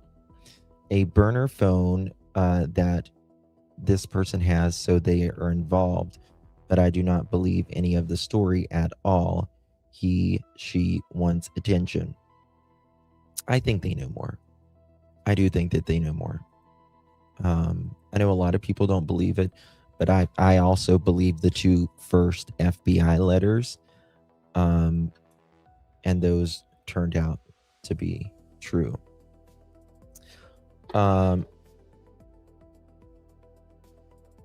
Okay, so why not pay the Bitcoin $65,000? If Savannah were to lose that amount of money, it wouldn't hurt her. Call their bluff. Yeah. Also, if and when, just more federal charges to add on. And that's right. TMZ could pay this ransom. Savannah could pay this ransom. The FBI could pay the ransom. They probably won't. And it is just more federal charges they can tack on to them later.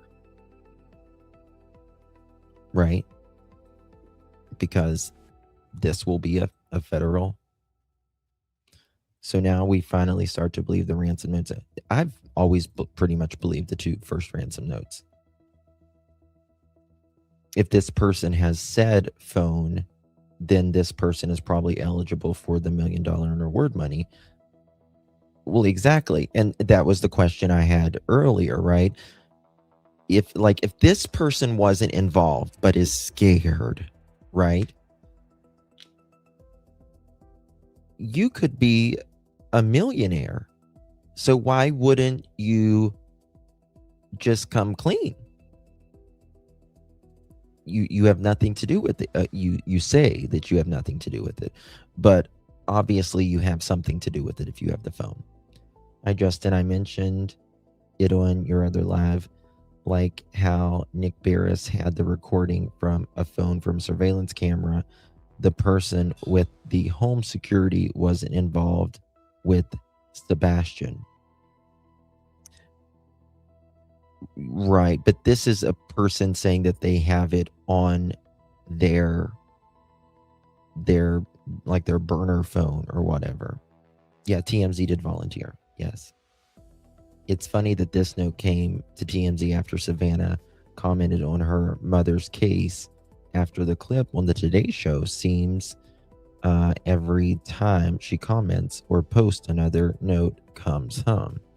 I think, in my opinion, I think they're getting really scared right now. I think Maureen said, and she is former FBI as well, she said the other day that in her opinion, she's 75% sure that the FBI, she knows how the FBI works. She's former FBI.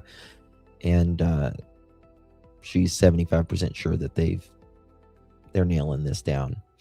Could be one of those YouTubers where out there they were trying it on. What do you mean? Could be one of the other YouTubers who were out there trying it on with them. I don't know what you mean with that one, Catherine. I'm sorry. If he is paid by TMZ, he could hide and take a chance on not being caught. He may have been just the driver, but makes him guilty. Well, this person that wrote TMZ before, remember, this is like the 12th time that they have written TMZ. Remember, didn't they say they were out of the country at the time?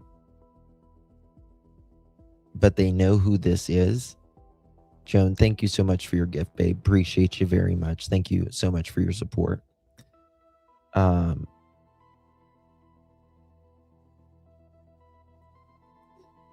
I noticed since Chris, that as well. Did the live the other day about Nancy, things have started to move a little bit. Yeah. Chris is making him uncomfortable, I think. Brian Enton had a video after Marines and his said not close. Yes. But, and listen, I respect Brian, love Brian. But Maureen is former FBI. Right? Like she can talk to people off the cuff and they'll tell her things off the cuff that most of us could never ever get. Catherine says, trying to get the ransom money from TMZ or authorities, the YouTubers who were outside Nancy's home, allegedly, of course. Trying to get the ransom money from TMZ or authorities.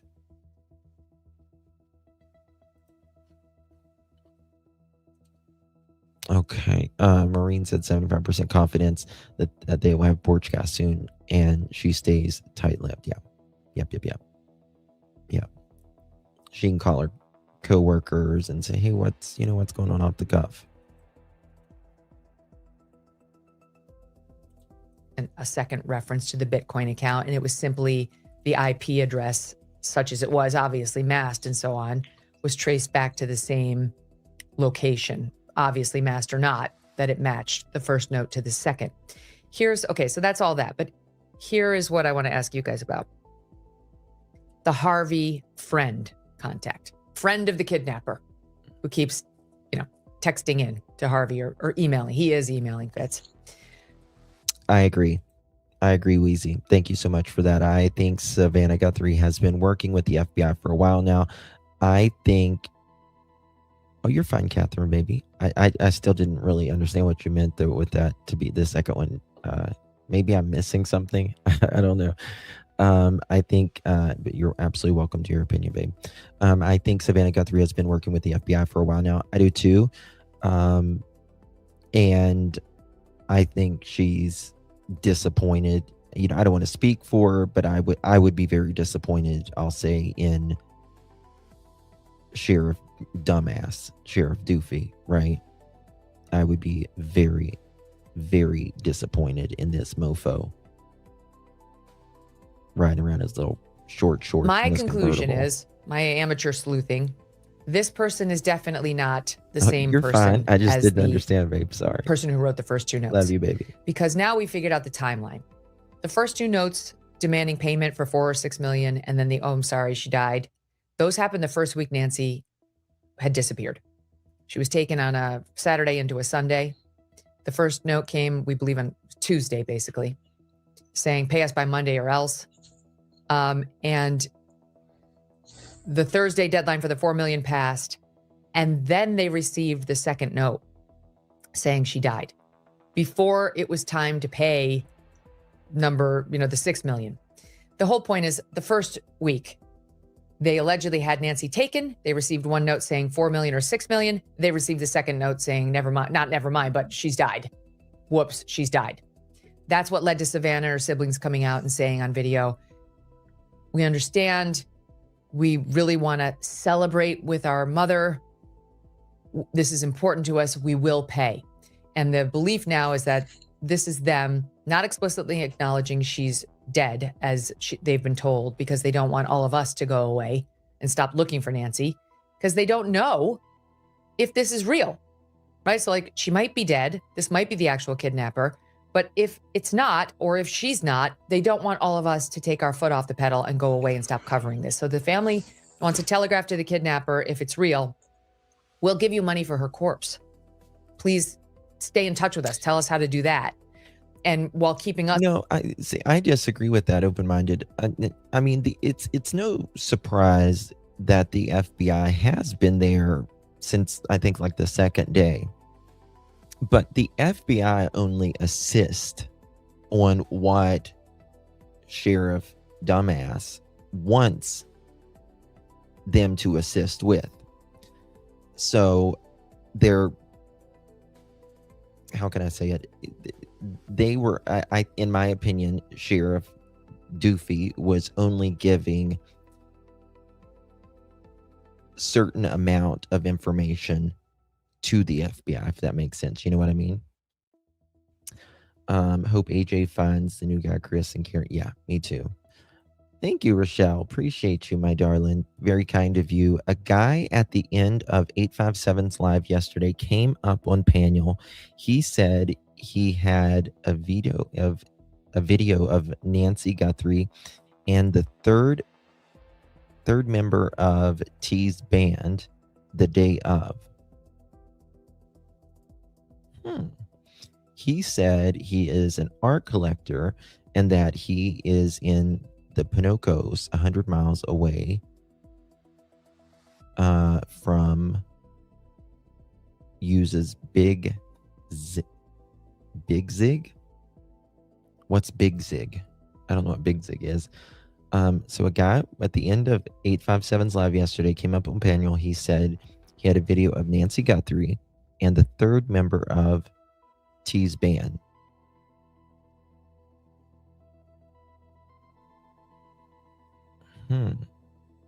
That's very interesting. That's very interesting. This guy's saying, I usually don't really read into much of that, but it's very interesting that this guy comes up and then he says, I've got a video of Nancy Guthrie and a third member of Tommaso's, I guess, band member. I'm assuming you're meaning the day she went missing? And then this TMZ letter comes out. Okay, Catherine. Thank you, Dave. That's interesting. Appreciate you very much, my dear. I'll look into that. I will look into that. Thank you very much, love. Appreciate you. Question, Justin, or anyone in chat know if Nancy or her prayer group were friends of Nanos? I don't know. I don't know. I mean, they were kind of in the same political, from what I understand. Was the pic of Sheriff Nanos in the shorts real? My head hurts now. Well, no, the one I had, no, it wasn't. It wasn't. And he has a reputation for missing evidence. Well, again, the FBI was the one that found the hair. They had overlooked it. Why don't they go straight to the FBI and surrender for a plea? People do, when people get scared, they do some crazy, irrational things, thinking they're going to help it. I would hope they would turn that into the police. Me too. Okay, question, Justin, please. The first two notes were linked through technical evidence, right? Because the IP address is tracked back to the same source. No. These letters came from an anonymous tip line through KOLD, where you can submit a tip, and TMZ, and another news station as well. I can't remember. But and they for whatever reason believed these were real. The first two notes, from what the way I understand it. Could the ransom note writer be Porch Guy, desperate for some money, pretending to know them? Porch Guy is a little mental anyway. Well, I do believe that this person, again, if you're talking about the TMZ, I believe he, if it is real, I believe he or she is one of the people, because again, how would they have the phone and just be associated?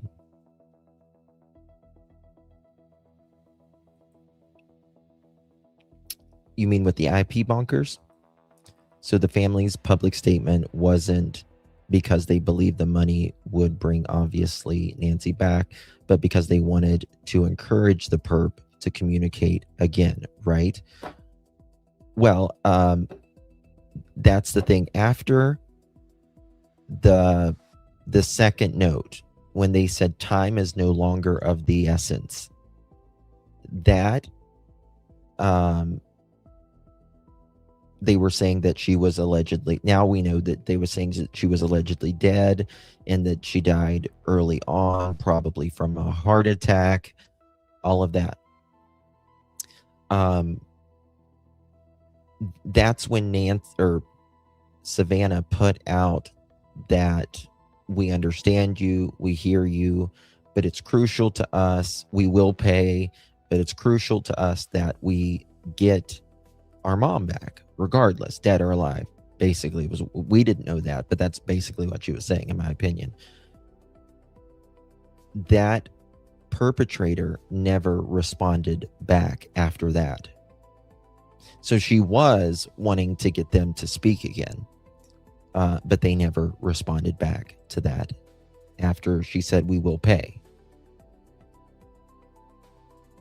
Hey, Cassie, is KOLD reporting anything on Nancy and TMZ, or are they ignoring it? I don't know if KOLD is reporting anything on that. Let me look.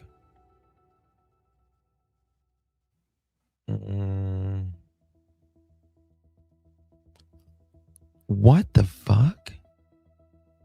A Michigan couple, parents charged with murder, torture, and the death of a 7-year-old who weighed 255 pounds. Wow. That's crazy. When was this? No, KOLD hasn't reported anything on Nancy in 3 days. I saw that. It's horrible. My God, what's wrong with people? I was just pulled up KOLD. It's all on the line. But the friend of Harvey doesn't appear until second week. And his first message says, time is of the essence. I've seen. Okay, so that's interesting. Megan said that the IP address on the first two notes were tracked back to the same source. That's interesting, because maybe KOLD's wasn't as encrypted as we might have thought then. Interesting. Them and suggested maybe in Mexico. Then a day or two later sends another note saying, time is no longer of the essence. Telegraphing like she's died now, like between his first note and his second note. But the other person a week earlier pulled the same routine. Give us the 4 to 6 million or else. And then a couple days later, she died. So this is not the same. It's kind of like they're wanting money, but they're also they're obviously also scared. Because if this was based on money, and let's say that they were just there to get Nancy, hold her for ransom because she was a high profile mother of someone, but she died, they asked for the money, and then they said she died, and that was that. But now, again, if the TMZ is real, they're asking for 1 Bitcoin, right? Okay, Catherine. Thank you, babe. So it's, I don't know. Person. I mean, maybe it's the same fraud being perpetrated from different angles, but that's what's happened. So initially I thought maybe friend of Harvey was dovetailing at the same time as the first 2-letter guy. And initially they were like, right, you know, pay, time is of the essence. They both were kind of saying that. And then they initially were both like, and never mind. But that's not true. It was a week later. And it's part of the reason why I think friend of Harvey is completely bullshit. I have an open mind on the first guy. Friend of Harvey seems like a complete fraudster. And last but not least, let me play what Harvey Levin said. I kind of disagree with Megan just a couple of hours ago, as he but a lot of you revealed guys agree with friend her, of so. Harvey or friend of kidnapper has been in touch yet again. And this is what he said. Stop 49. Only 2 are directly involved. He says that he has video. He has video of Nancy Guthrie with the main kidnapper. He says, while what it contains is my definition of delivering it on a silver platter, a short video of the main guy with Nancy the day that was probably her last. He also says that he has names, addresses, phone numbers of the kidnappers. Now, he says he has that video. Okay, Amy says, hi, Justin, lovely to catch you live. Hi, Amy, good to see you. Thank you for joining. I have a question. Do you think the lost footage of the perp on the porch went out to the public? Is that when all the ransom notes stopped? I'll have to look at the timeline on that. That's a good question. Actually, let me I will look that up. So here we go. I got it right here, and we will look that up. So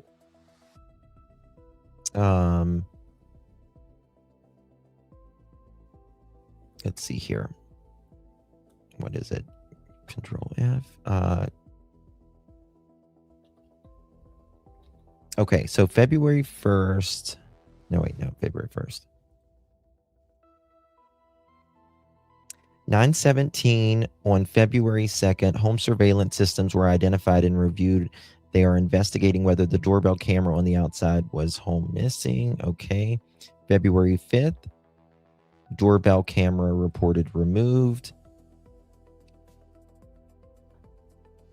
February 10th, the individual is holding a flower in one hand to obscure the doorbell video. Strongly denied the person shown in the police release camera. Okay.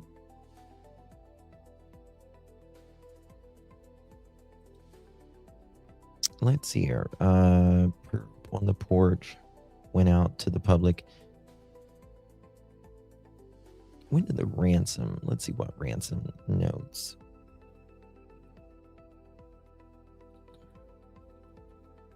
I always want to spell ransom with a D. Okay. 1:49 p.m. PCSD issued statement. We are aware of that was the 3rd. So the ransom notes came out first, and then the doorbell camera came out, if that helps, my dear. Thank you, Catherine. Appreciate you, darling. Thank you for your support. Much appreciated. Thank you, baby. It's good to see you. I still feel like Ivan Miller has something to do with Nancy's, just in my opinion. How many people rented the guest house throughout the years? Not very many. Tucson girl writes, note writer is certain about who the perps are and of the video, but seems uncertain about whether that was the day she died. So he's not part of the perps' inner circle. Well, this is the thing though, Catherine. You know, again, I don't know if you heard me just a second ago, but think about this. If you weren't involved, how are you going to have a phone with evidence on it of Nancy's last moments? Right? This person has a phone hidden somewhere of Nancy's last moments. You either got to be involved or this is full of shit. You get what I mean? So I just kind of feel like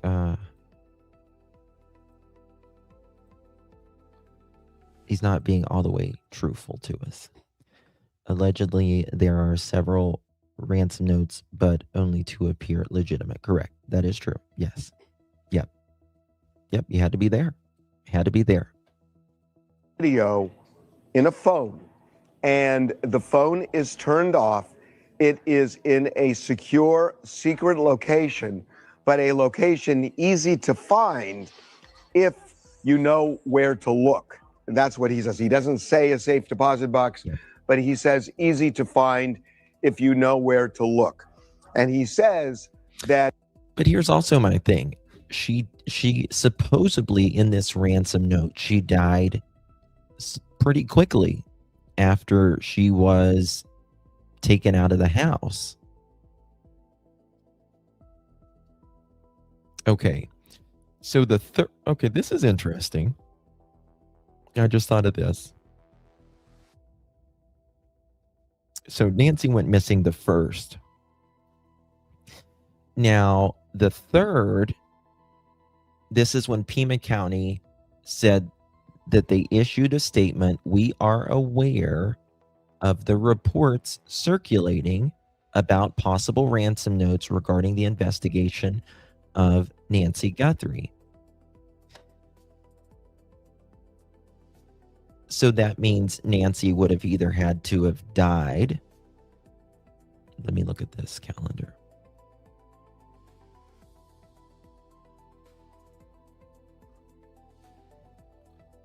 So she was taken out of the house in the early hours of February 1st.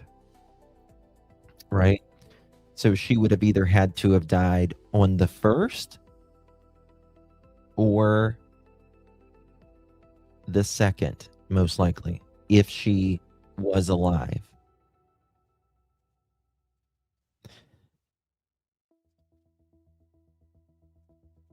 Because when this first note comes out on the 1st, when did the second note come out? Let me see here. Let me look at this. 3:49 p.m. on the 3rd. They are aware of the reports circulating about the ransom notes. Okay, on the 4th, Savannah Guthrie says they are aware of the ransom letter and that they are, quote, ready to talk. Ask possible abductor to reach out to them. That is February 4th.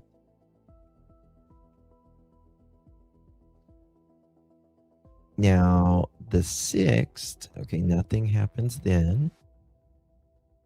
February 7th, this is when Savannah Guthrie and her siblings release another video, ransom for Nancy Guthrie of $6 million.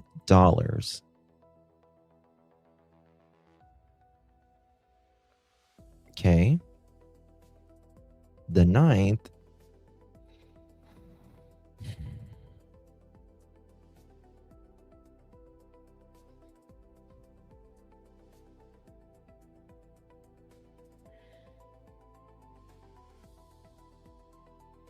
does anyone, hold on, let me ask this. This is just easier.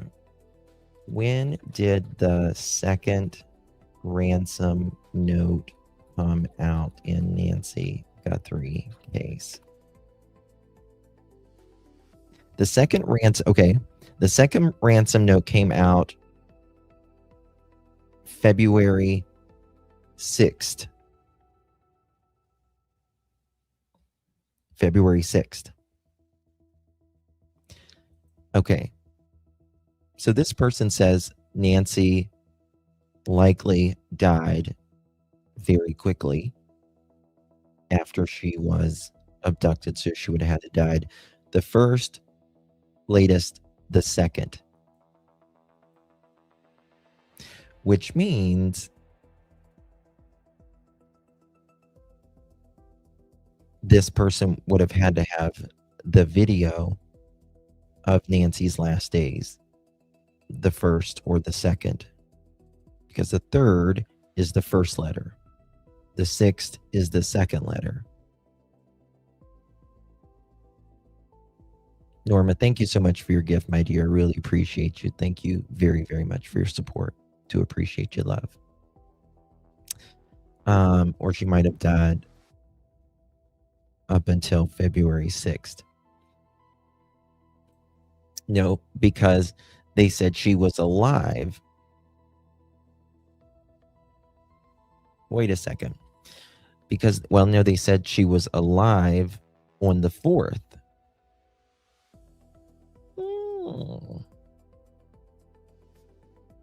But then the 6th come out, time is of the essence.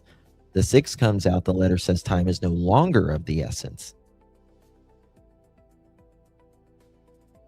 But that doesn't make sense then.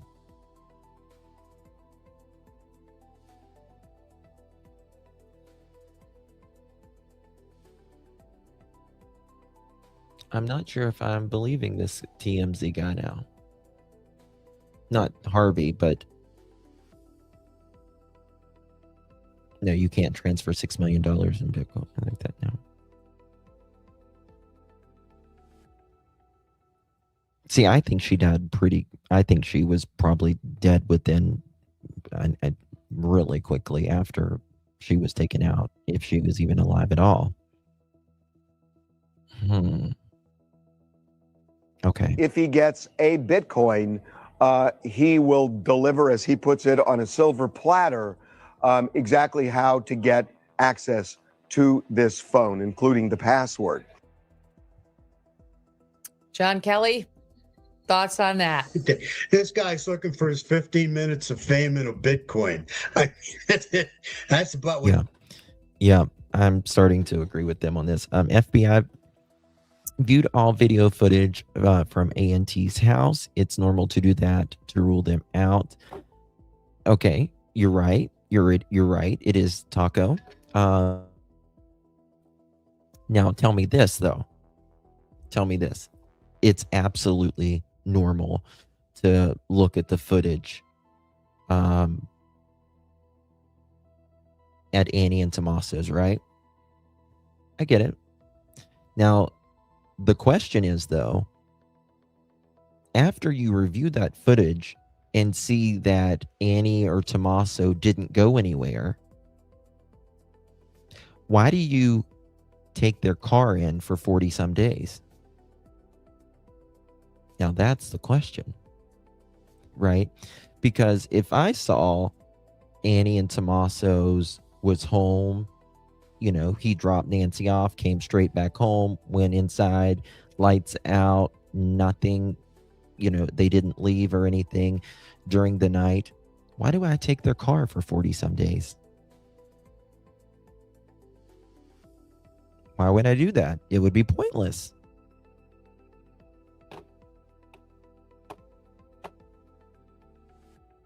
Right?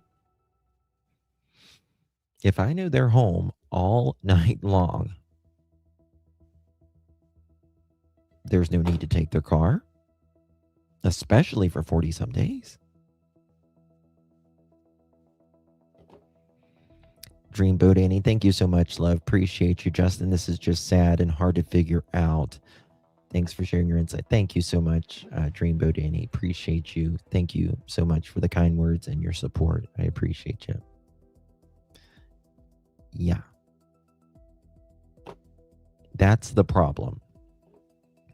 That's the problem. And when they put out this that Nancy was last seen at 6:30. Well, about 6:30 is about the, around about the time that Nancy got out of the car and went into Annie and Tommaso's. Roundabout there. After she essentially got at the house, that's when they considered her on her own free will, because she had autonomy of her own self right there. She had autonomy to get in that Uber, go around town, go to her daughters. But after she steps out and goes in those doors, we essentially don't technically know. Now, what's good for the goose is good for the gander, right? So I do believe Nancy left Annie and Tommaso's house absolutely, in my opinion, alive and fine. I think she made it back to her house, all of that. Because if they can see Nancy made it there, then they can see that she left too, most likely, right? But the question is, if they saw Tommaso go back to the house, back to his house, right after he dropped Nancy off, and he stayed there all night, car didn't leave, why the fuck are they keeping his car for 40 some days? That's the question. I don't know how to scramble my IP address, so obviously who's sending these notes has somewhat of a, well, it's just a VPN. I mean, I use a VPN, so a lot of us use a VPN. I recommend a VPN, actually. But it's also a VPN that I'm not going to tell you how they probably do it, but there's ways. The only way that I would believe that Nancy actually made it back to her own home is if they had any cam footage showing Nancy is there. I mean, again, I do believe the first two FBI letters. I think that she made it back there. I think there was no planted blood or anything. And I think that the only way Nancy made it back to her. So I think there probably is footage. I just don't think we're privy to that. Any words from Auntie would have helped. It absolutely would have. It absolutely would have.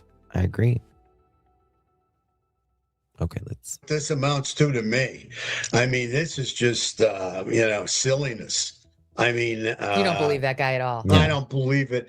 I don't believe it for 1 minute. He's getting off, that it keeps getting reported, and he's on TV, and he's hearing about himself, and he's getting off to that, and he's trying to get a Bitcoin in the meantime.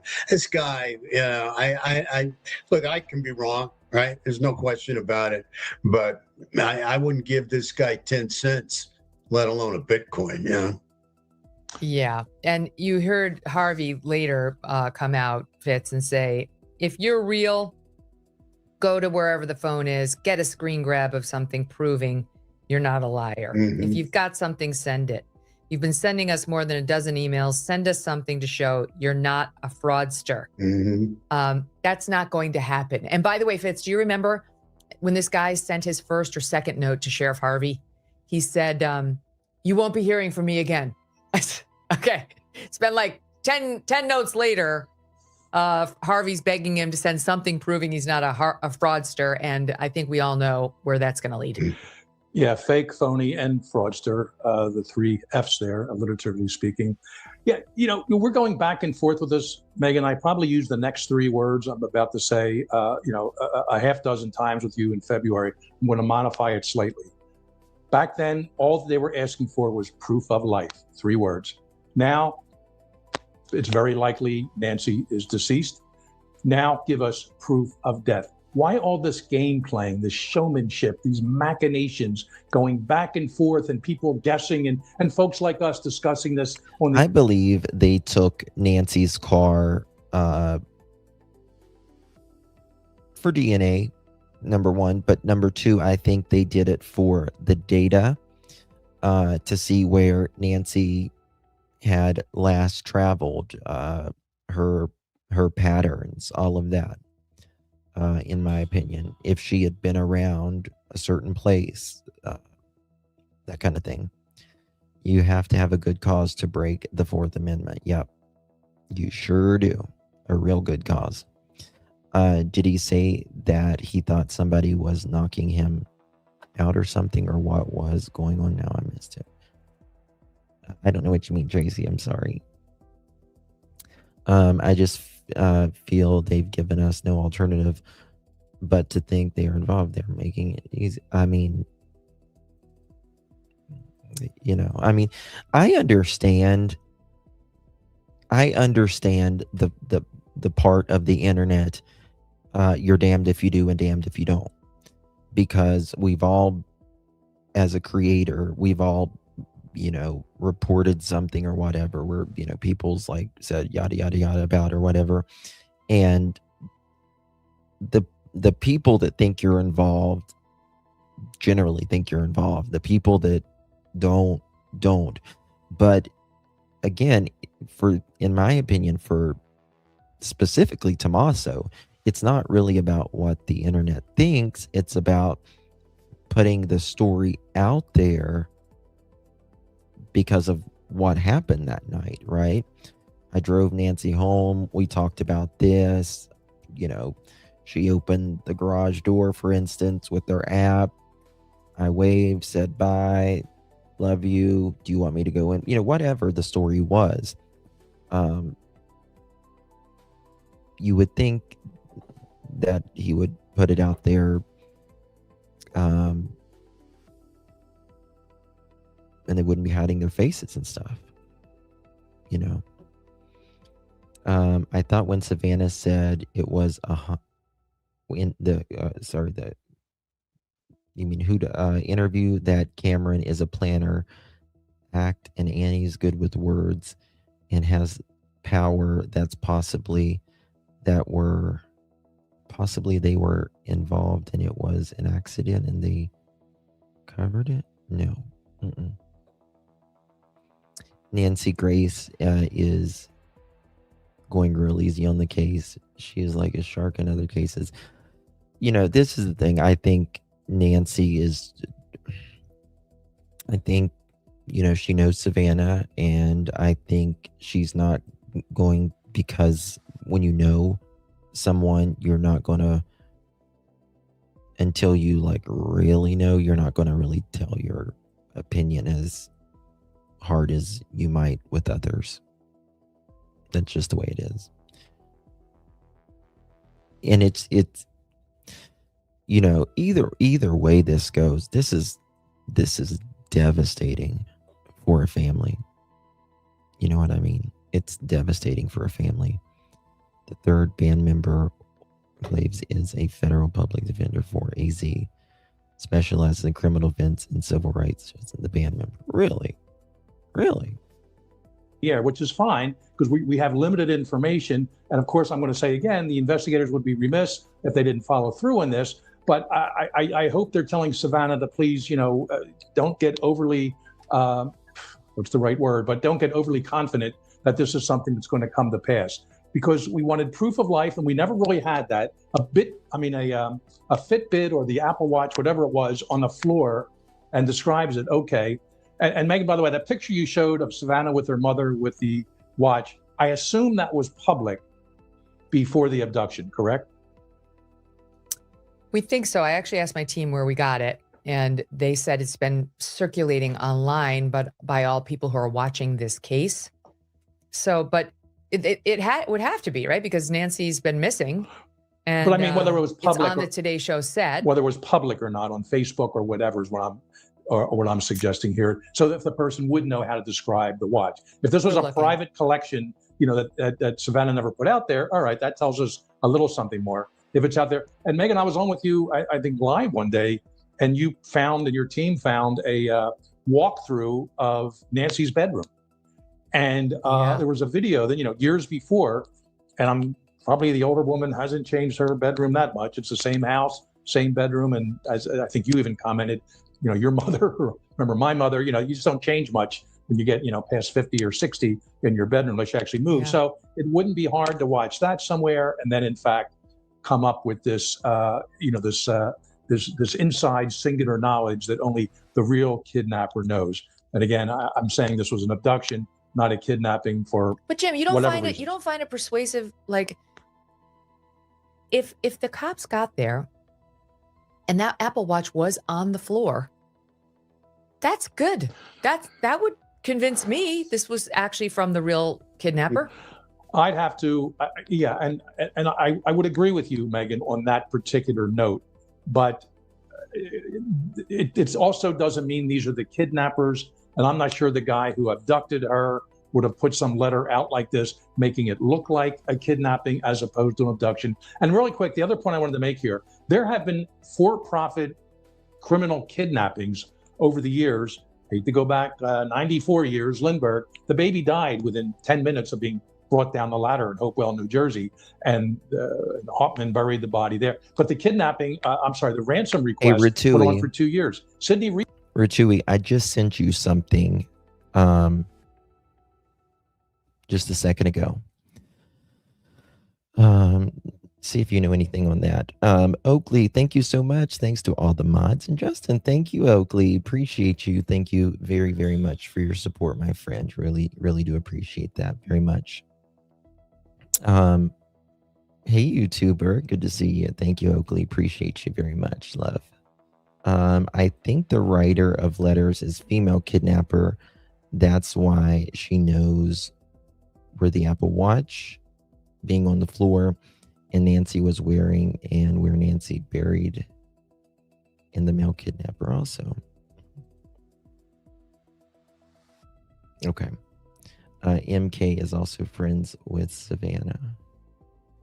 Oh, Brandy, I'm sorry, babe. I hope you feel better.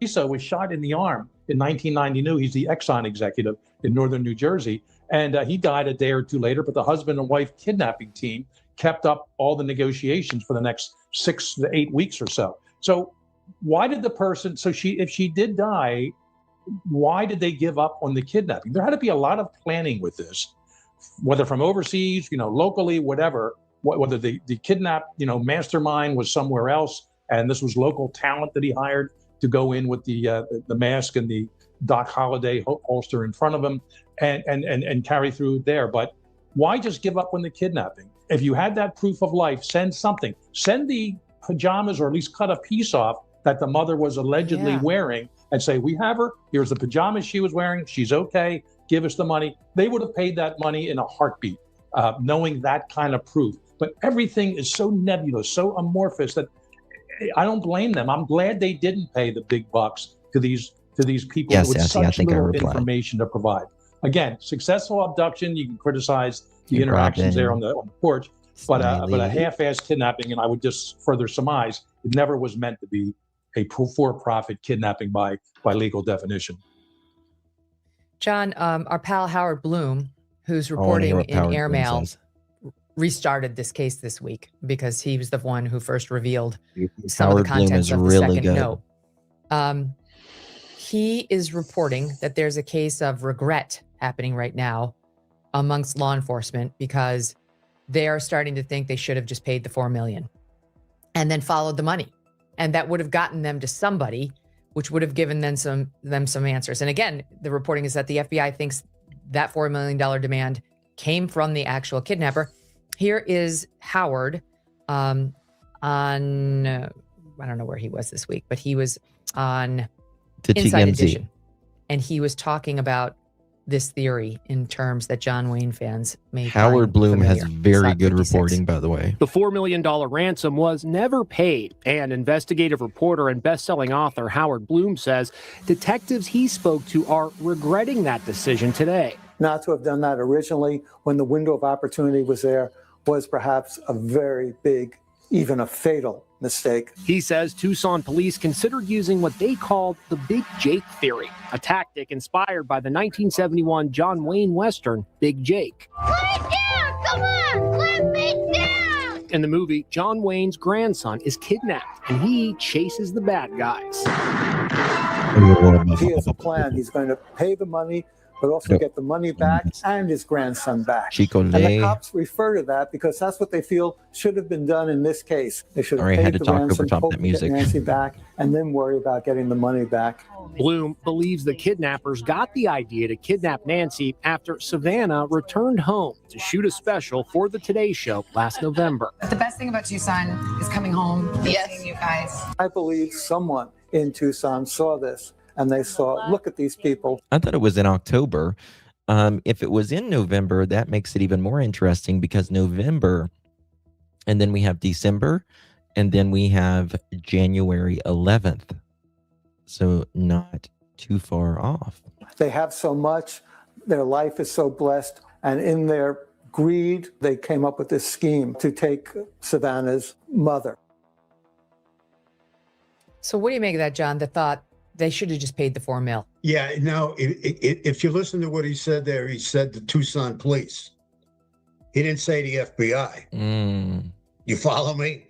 I would not, if the FBI didn't go along with that wholeheartedly, I would not go along with it.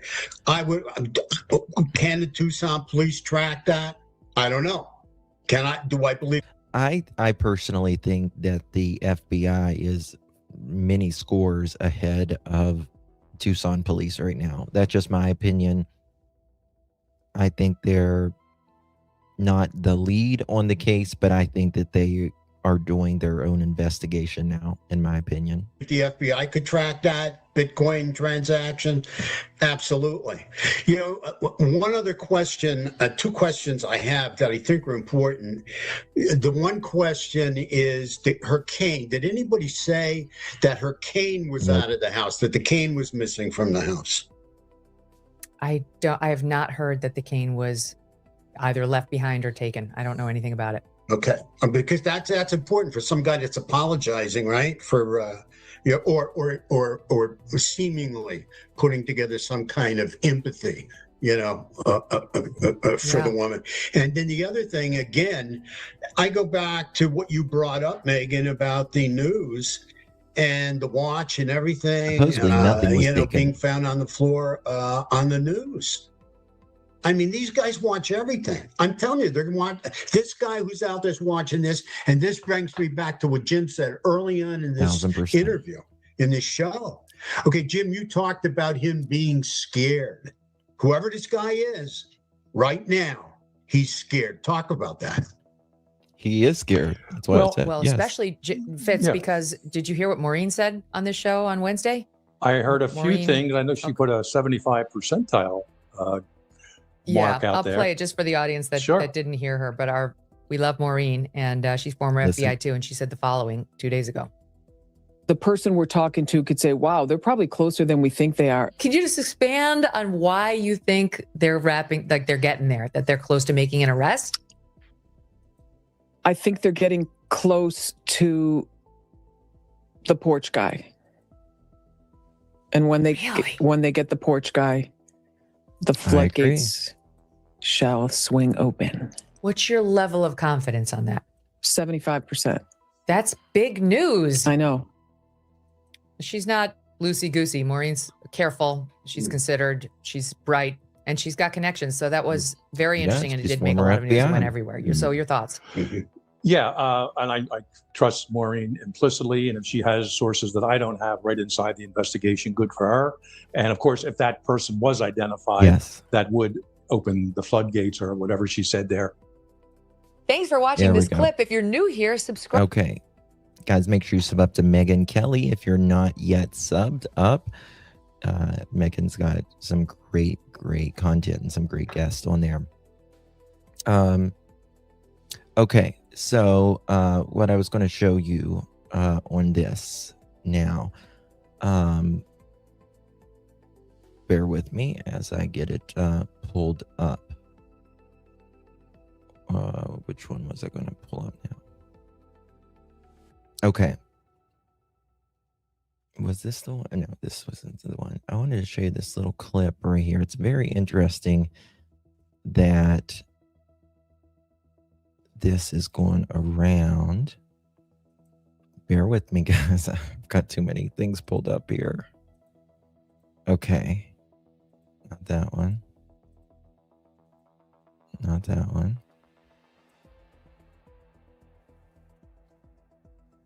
I hope I did not exit out of it.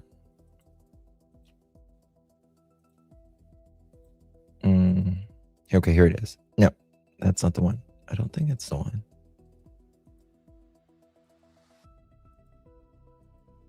Okay, we might have to go to another clip for now while I wait for that one.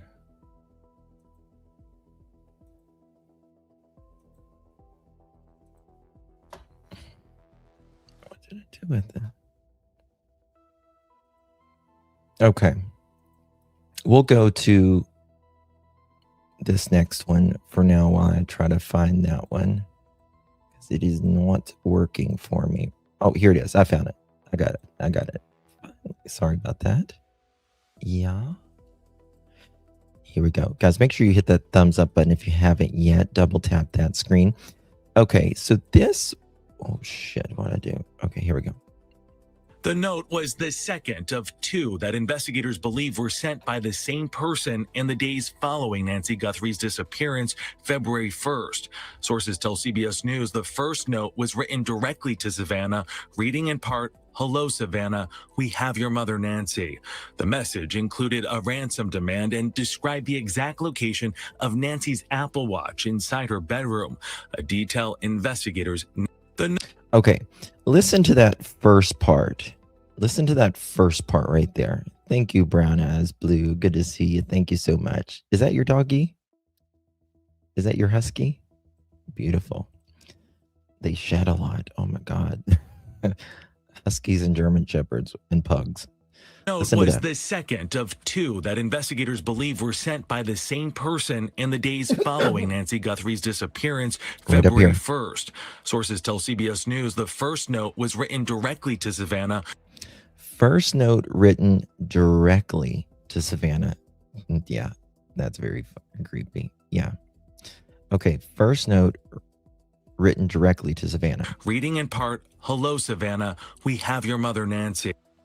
Hello, Savannah. We have your mother, Nancy. When did the detail of the Apple Watch come out? It came out in the second letter, but we didn't know that until the other day. Remember, they did say that they were keeping things back and they weren't releasing them. Right? You think only a woman stalker would do that? I don't know. Like, say hello, Savannah. The message included a ransom demand and described the exact location of Nancy's Apple Watch, which I reported on this a couple days ago. Megan Kelly just reported on this today. It was from what I understand, they said the watch was at Nancy's foot of her bed on the floor. It had a white band and it was at the foot of her bed on the floor. inside her bedroom, a detail investigators... In her bedroom. The note was the second of two that investigators believe were sent by the same person in the days following Nancy Guthrie's disappearance. Hello, Savannah. We have your mother.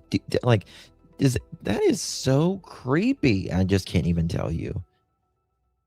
Can you imagine just being in her shoes? Not a chance. Miss Karen, how you doing, girl? Good to see you. Thank you so much, Miss Karen, for gifting 5 pearl necklaces.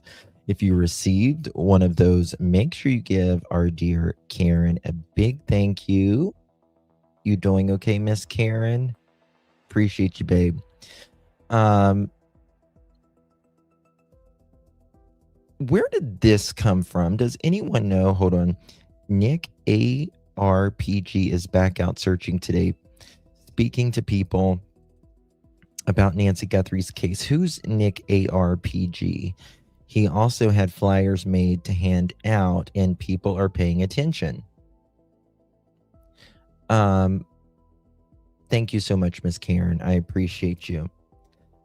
He's made these flyers, and let me actually zoom in a little bit on this so y'all can see, because I want to show you this. You see this right here? He's a searcher. Nick is friends with, okay. I think this is interesting. I think this guy could look similar to this.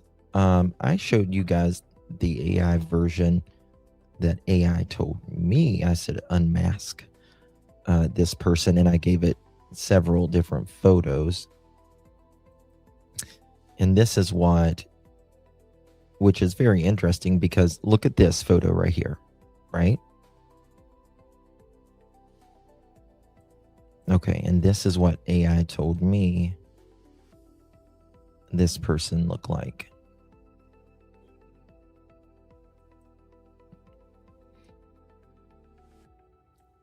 Let me see if I can double do this.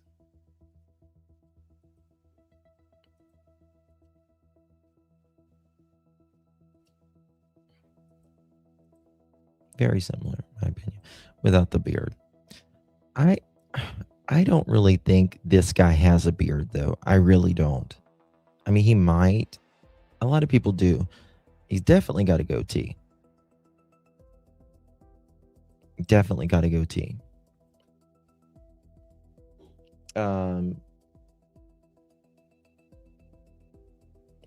People, someone said that the other day. It looks like Ted Bundy.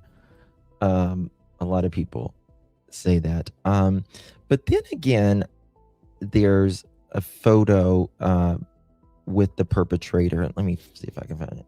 Nancy. Let me show you this.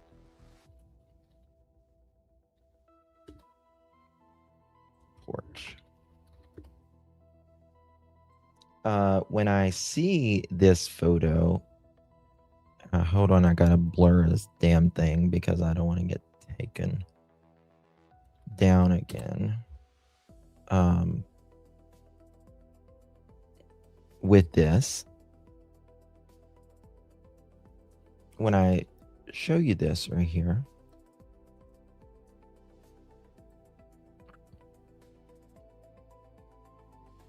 it makes me, sometimes it makes me think like he's like not a white dude, but like a kind of Latina, but kind of white looking Latina, if you will. Sorry, I'm covering up his pew. Careful, creators. This AI stuff will get you. Oh, I need to take that down. Okay.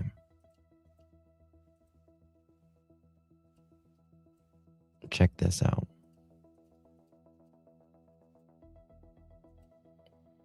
By the side of his face, like sometimes I think he's a little more,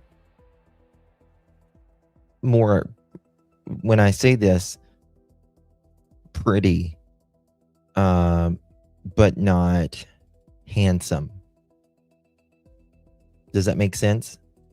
Pretty, but not handsome.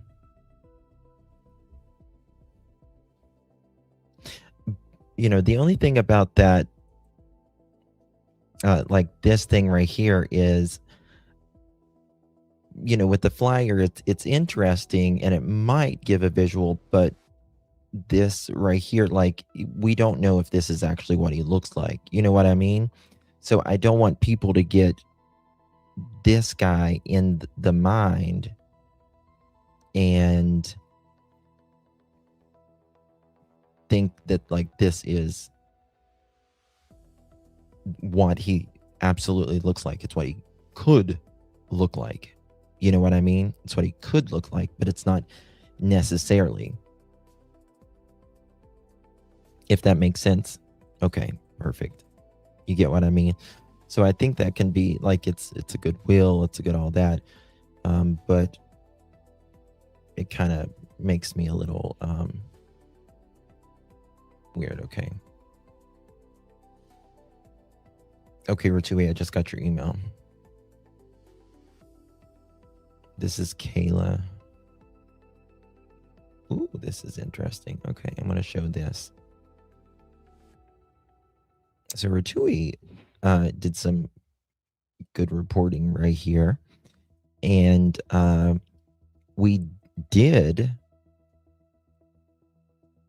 she did rather, find Kayla Day, who we know is tied with Luke Daly.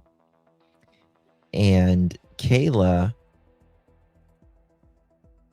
followed, this is Kayla. She had a piercing business. She followed this Splinter Collective, which is where Chris was talking about the other day, right? Now, if we go a little bit more into that, we can kind of see, because your social media is a big reflection of who you are, right? You only share things that you kind of like.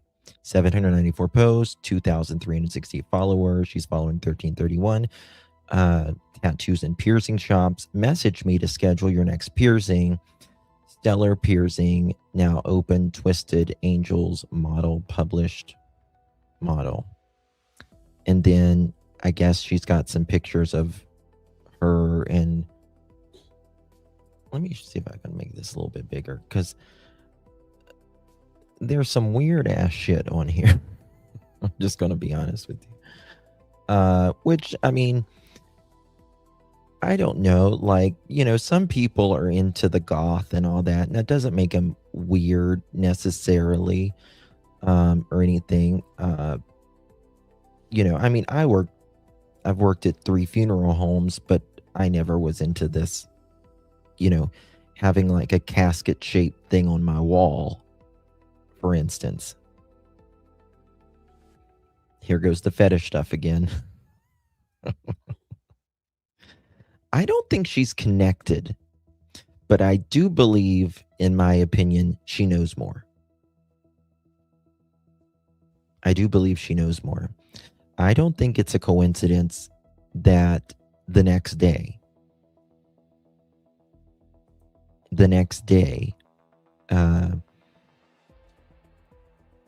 she goes to jail, and then they raid the Daly's house. So this is where, again, followed by piercings by Kayla, Splinter Collective, community-centered nonprofit event space, our focus amplifying, QT by POC Artist. What the fuck's that?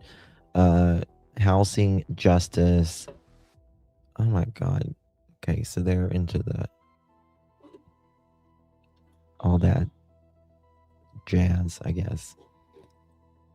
I've seen a photo of Kayla being hung up from the ceiling with skin clips. Yes, I have. What the hell's a skin clip?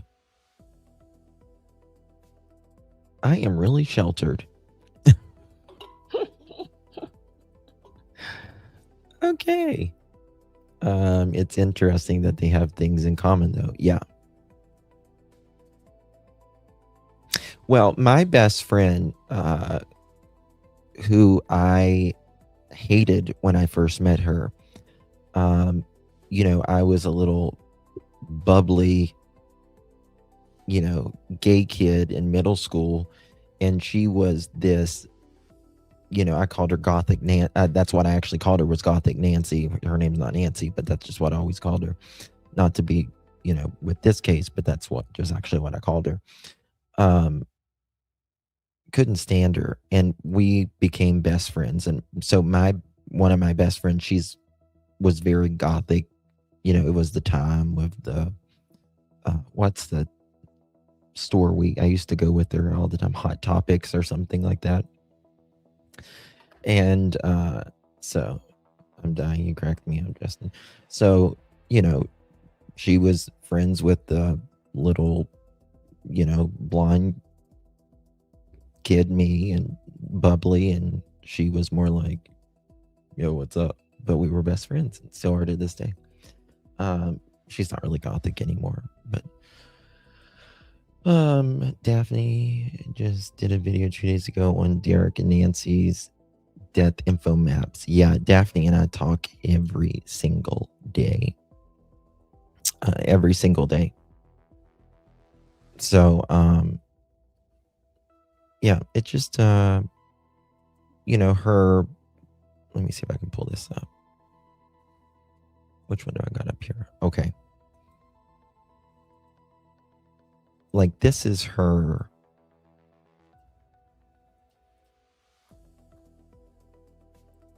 Let me show you. It's kind of, you know, to me, I do get, I can see, you know, it seems like, you know, Annie is into this, I don't know, just kind of dark stuff. I don't know.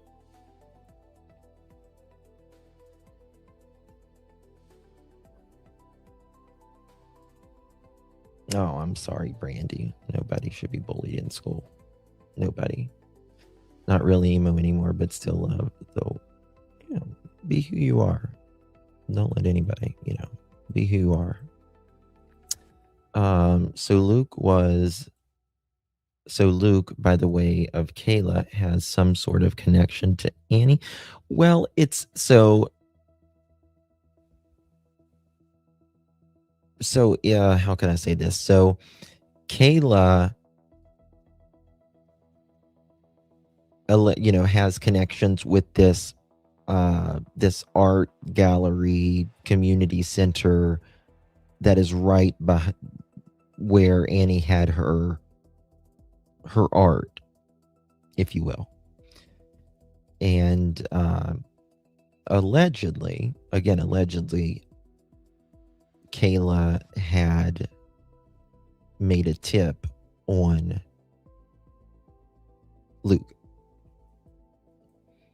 Wonder if the goth people outside of Nancy's doing photo shoots know Kayla. That's interesting. You know, I never thought of that, Kat. Yeah, I call them the bondage couple. Well, I didn't say that they are strictly goth, just that I've seen some. Well, Luke is lying if he says he didn't really know Kayla. And he really tried to distance himself there. Right?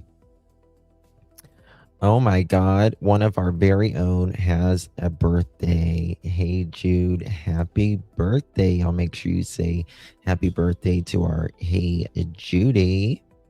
Happy birthday, Hey Jude. The world is your oyster. It's up for you to find the clam shucker. And guess what? We're right here.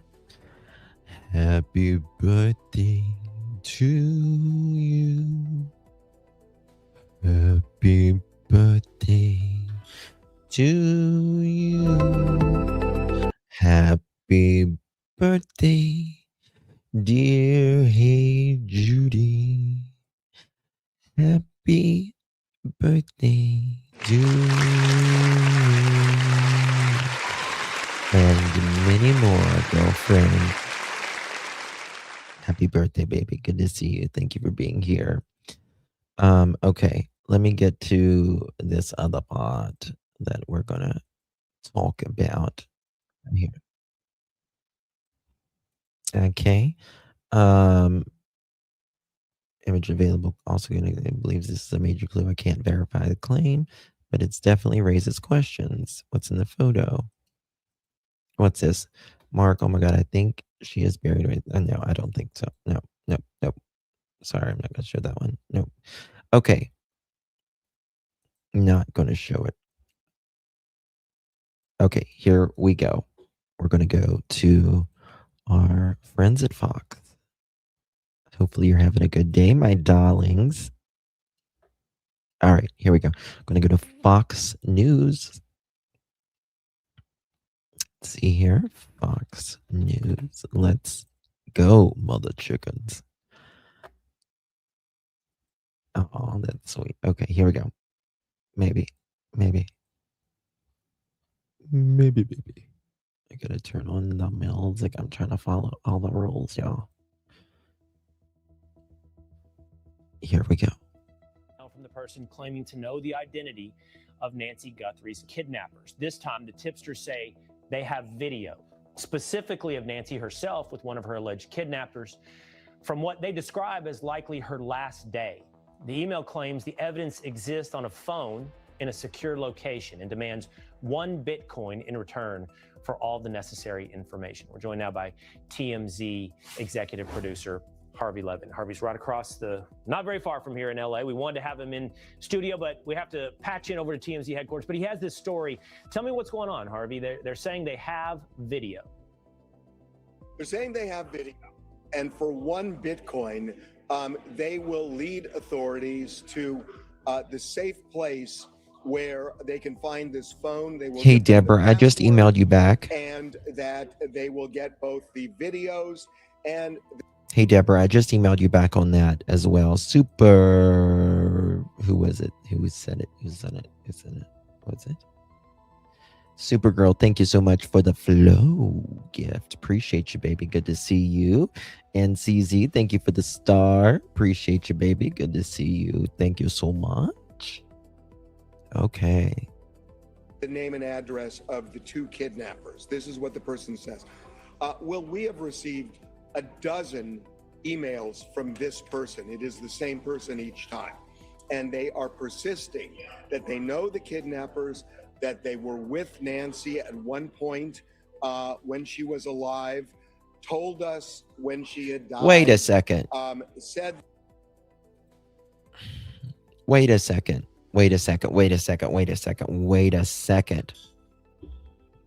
So here he says this person says they were with Nancy at one point.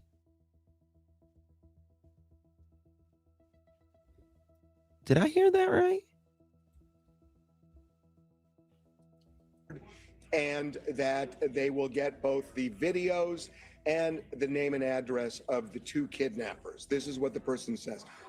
Will we have received a dozen emails from this person? It is the same person each time.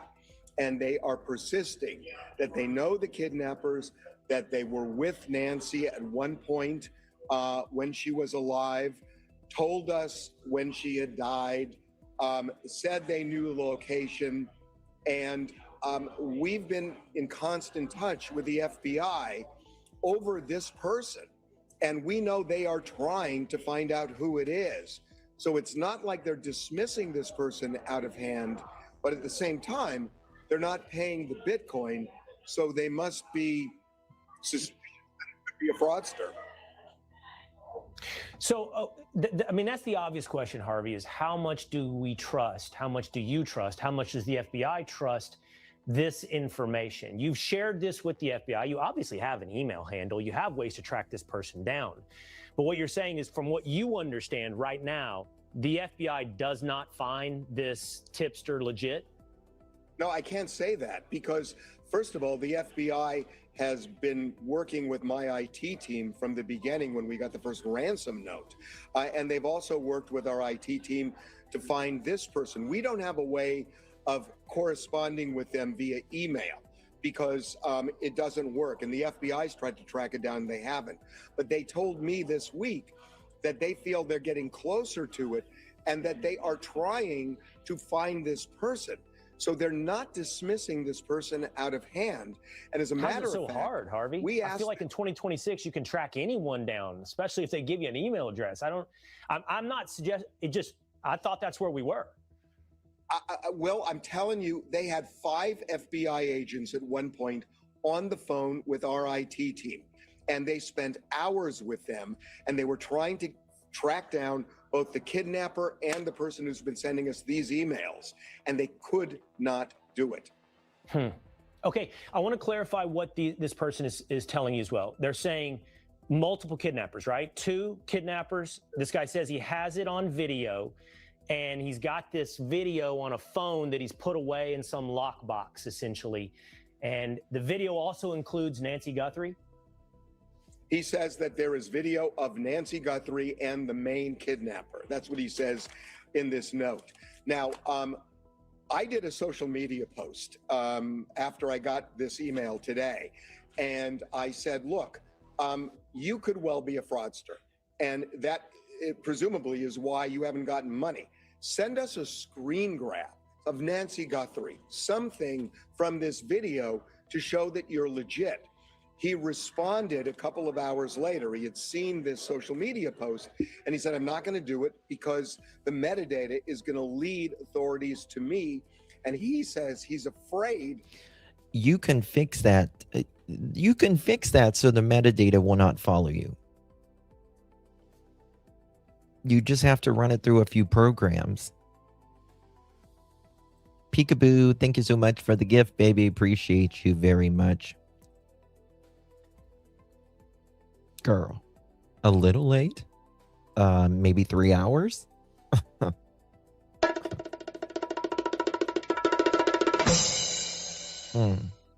That's what I thought. Kelsey, to the office, please. You're being paged. Kelsey, to the office, please. You're being paged. You are a very, very late, man. And it is Hey Jude's birthday. Oh, rude. Good to see you, Miss Kels. Okay. Deb, this is it Gonzalez? Is that how you pronounce the last name? Junior, who was in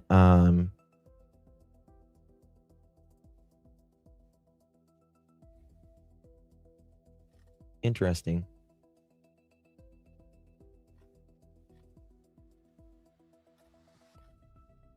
What about him? What about him, Deb? I'm digging on stuff right now, so that's why I was asking. What was the original purpose you brought him up? The person is acting for a Bitcoin, a lower amount than the reward money of 1.2, because they don't need the money. Oh, it's Peekaboo's birthday too. Peekaboo, happy birthday, darling. Happy birthday to you. Happy birthday to you. Happy birthday, Peekaboo. Happy birthday to you. And many more. Happy birthday, darling.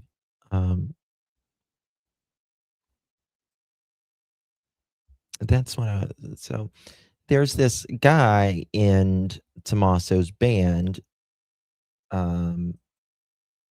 His last name is Gonzalez.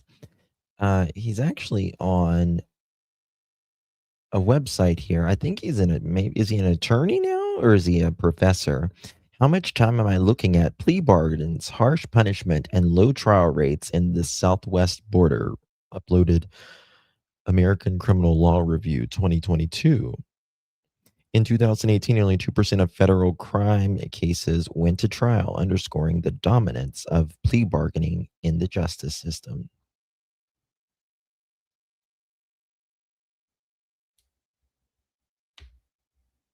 Okay. Gotcha. Okay. All right. Let me find this. Okay. I'm going to go to Brian on this. Let me show you this real quick. Oh, When she says we continue, or when they say, the family says, we continue to believe it is Tucsonians, or they say Tucsonans. It's the first time I've heard that phrase before. Tucsonans and the greater Southern Arizona community that hold the key to finding resolution in this case. I found that to be very interesting because it is something that I have heard over and over again, never from the Guthrie family, but from sources that I have within law enforcement and also law enforcement experts that I've interviewed on this show several times. And that is that there is this belief that whoever did this is from the Tucson area. Could even be from that neighborhood, but is from somewhere in the Tucson area. And since the beginning, that has been a theory that I have heard over and over again, that it could be a local, that there are local people who know what happened. And remember, the first two raids that we saw, which at this point, when she says we continue, or when that wasn't the full clip. Okay. Both Sheriff Department. What's up?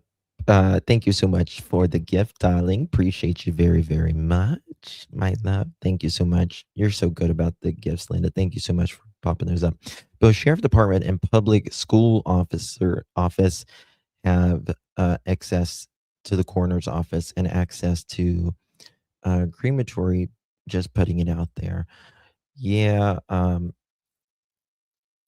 I just don't. I don't generally do the. It's really hard to cremate someone because of the simple fact of the rules. Okay. All right. I want to go. This was on March 12th. I got Fox News up there. My God, I'm sorry, Brian. It was supposed to be Brian Hinton. That was Brian Hinton, not Fox News. I apologize. This was on 3/12/2026. Okay. Thorin, thank you so much, my friend. Appreciate you very, very much for your support. If the person is legit, they are using TMZ because the only other option given was by Savannah, and she said you could be anonymous and get the reward money at the post office. Ridiculous. Really? She said that?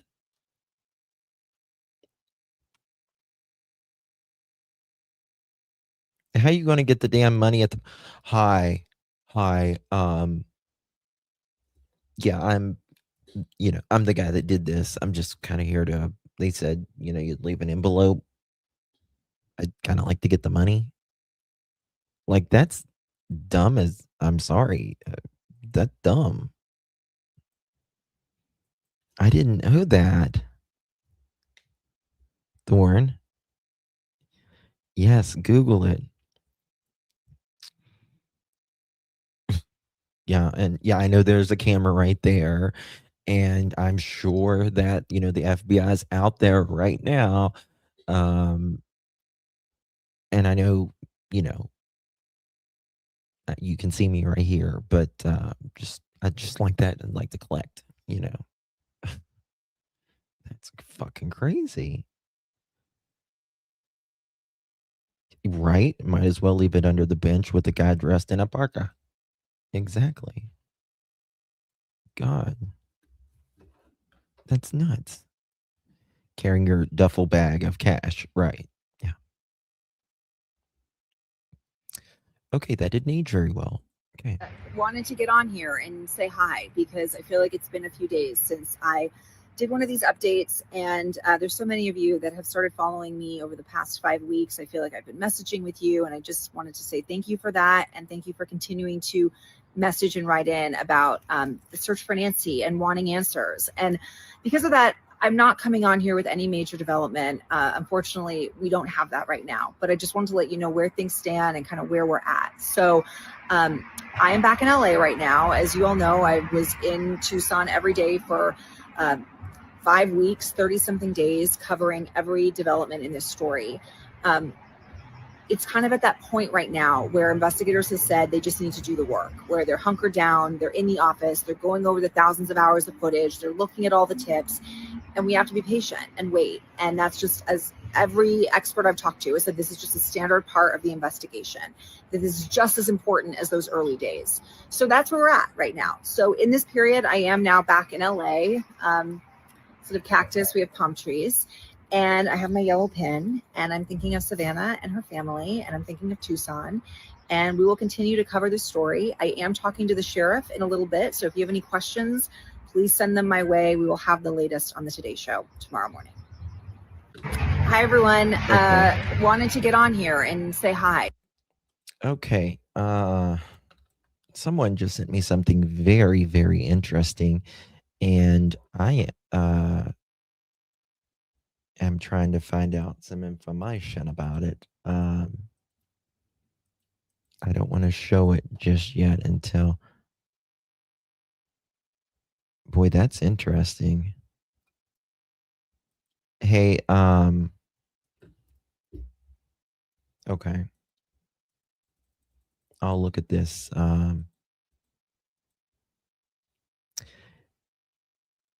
Hey, Ratui, you know that email I sent you earlier? Did you look at that? That's crazy. Okay, I'm going to send you something back, Ratui,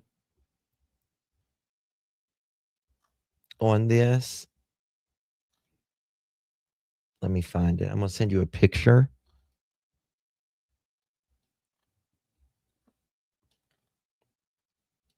I got a text earlier.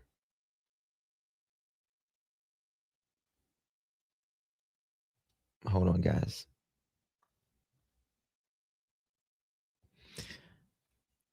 From someone that wanted to be anonymous. And hold on.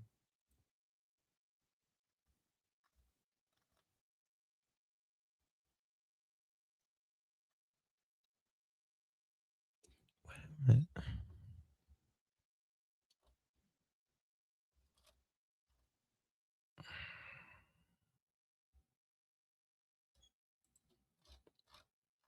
Sorry, guys. I'm just trying to. And they sent a picture back with a little bit of connections, and it's very interesting.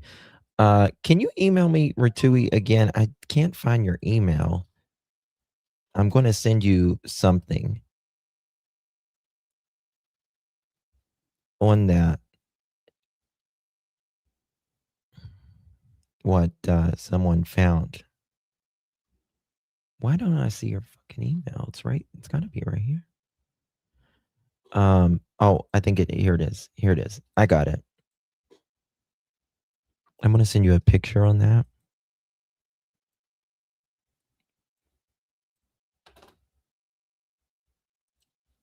And I'll look on that a little bit later. Because that's okay. I just sent you one too, so we should cross right there.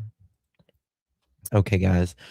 I'm gonna jump off here. I'm gonna do some digging on this actually. I'm at 3 hours and 7 minutes. Crime Crunchies is an awesome true. Yeah, they are. Yeah. I'd be terrified about my children if I were in that place. I got your email. Okay. Okay. Hey, Summer Breeze. Good to see you, babe. Oh, let me thank you guys for these gifts. Hold on, I'm getting more stuff in. What's this? Yeah, I got that. Okay.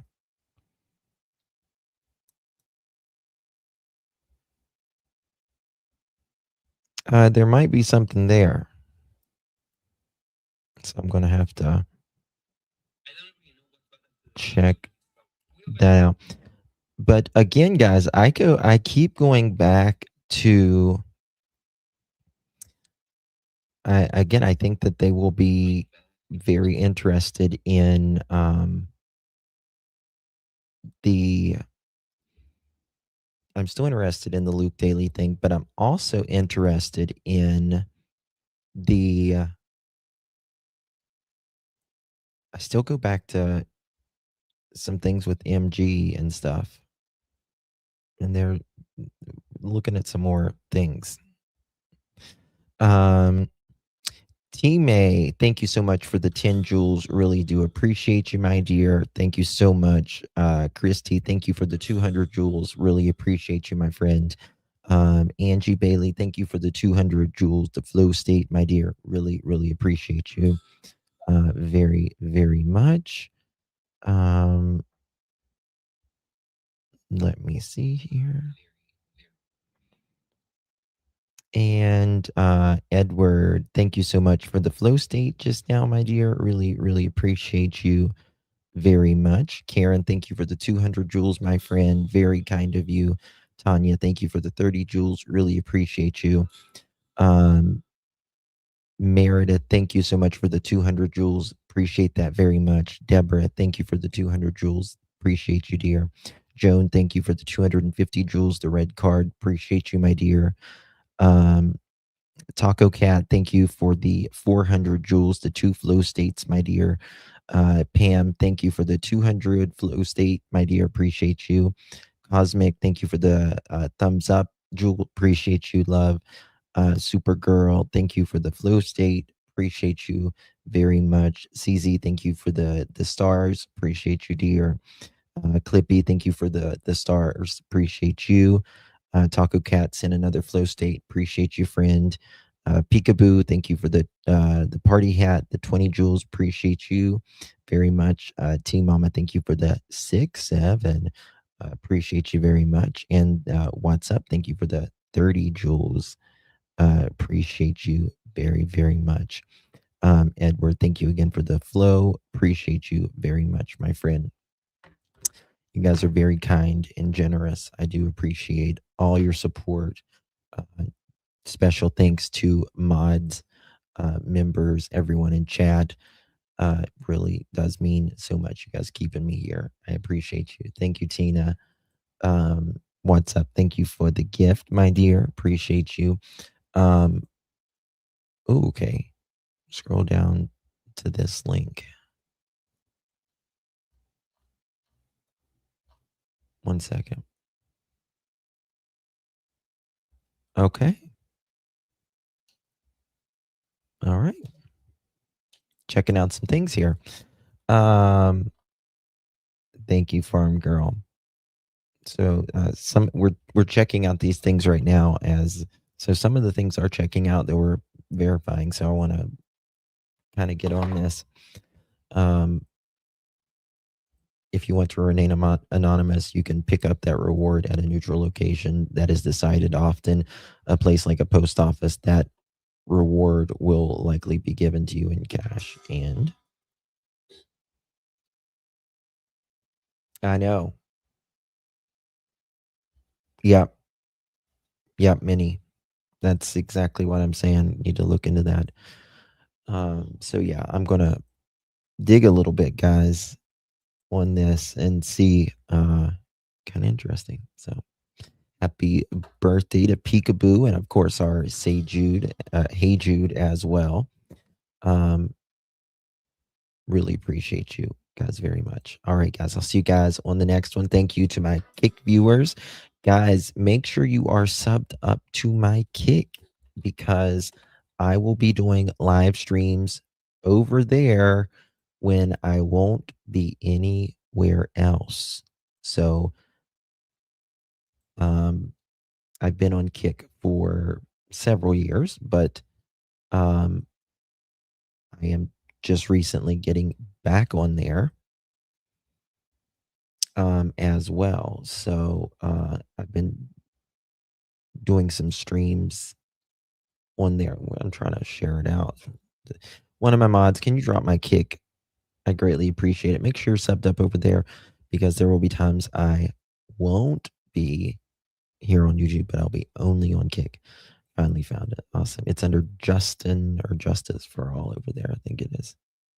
So, all right, guys. I need to make some mods over there as well. So, what's Kick? I'll check it out. Kick is another streaming platform.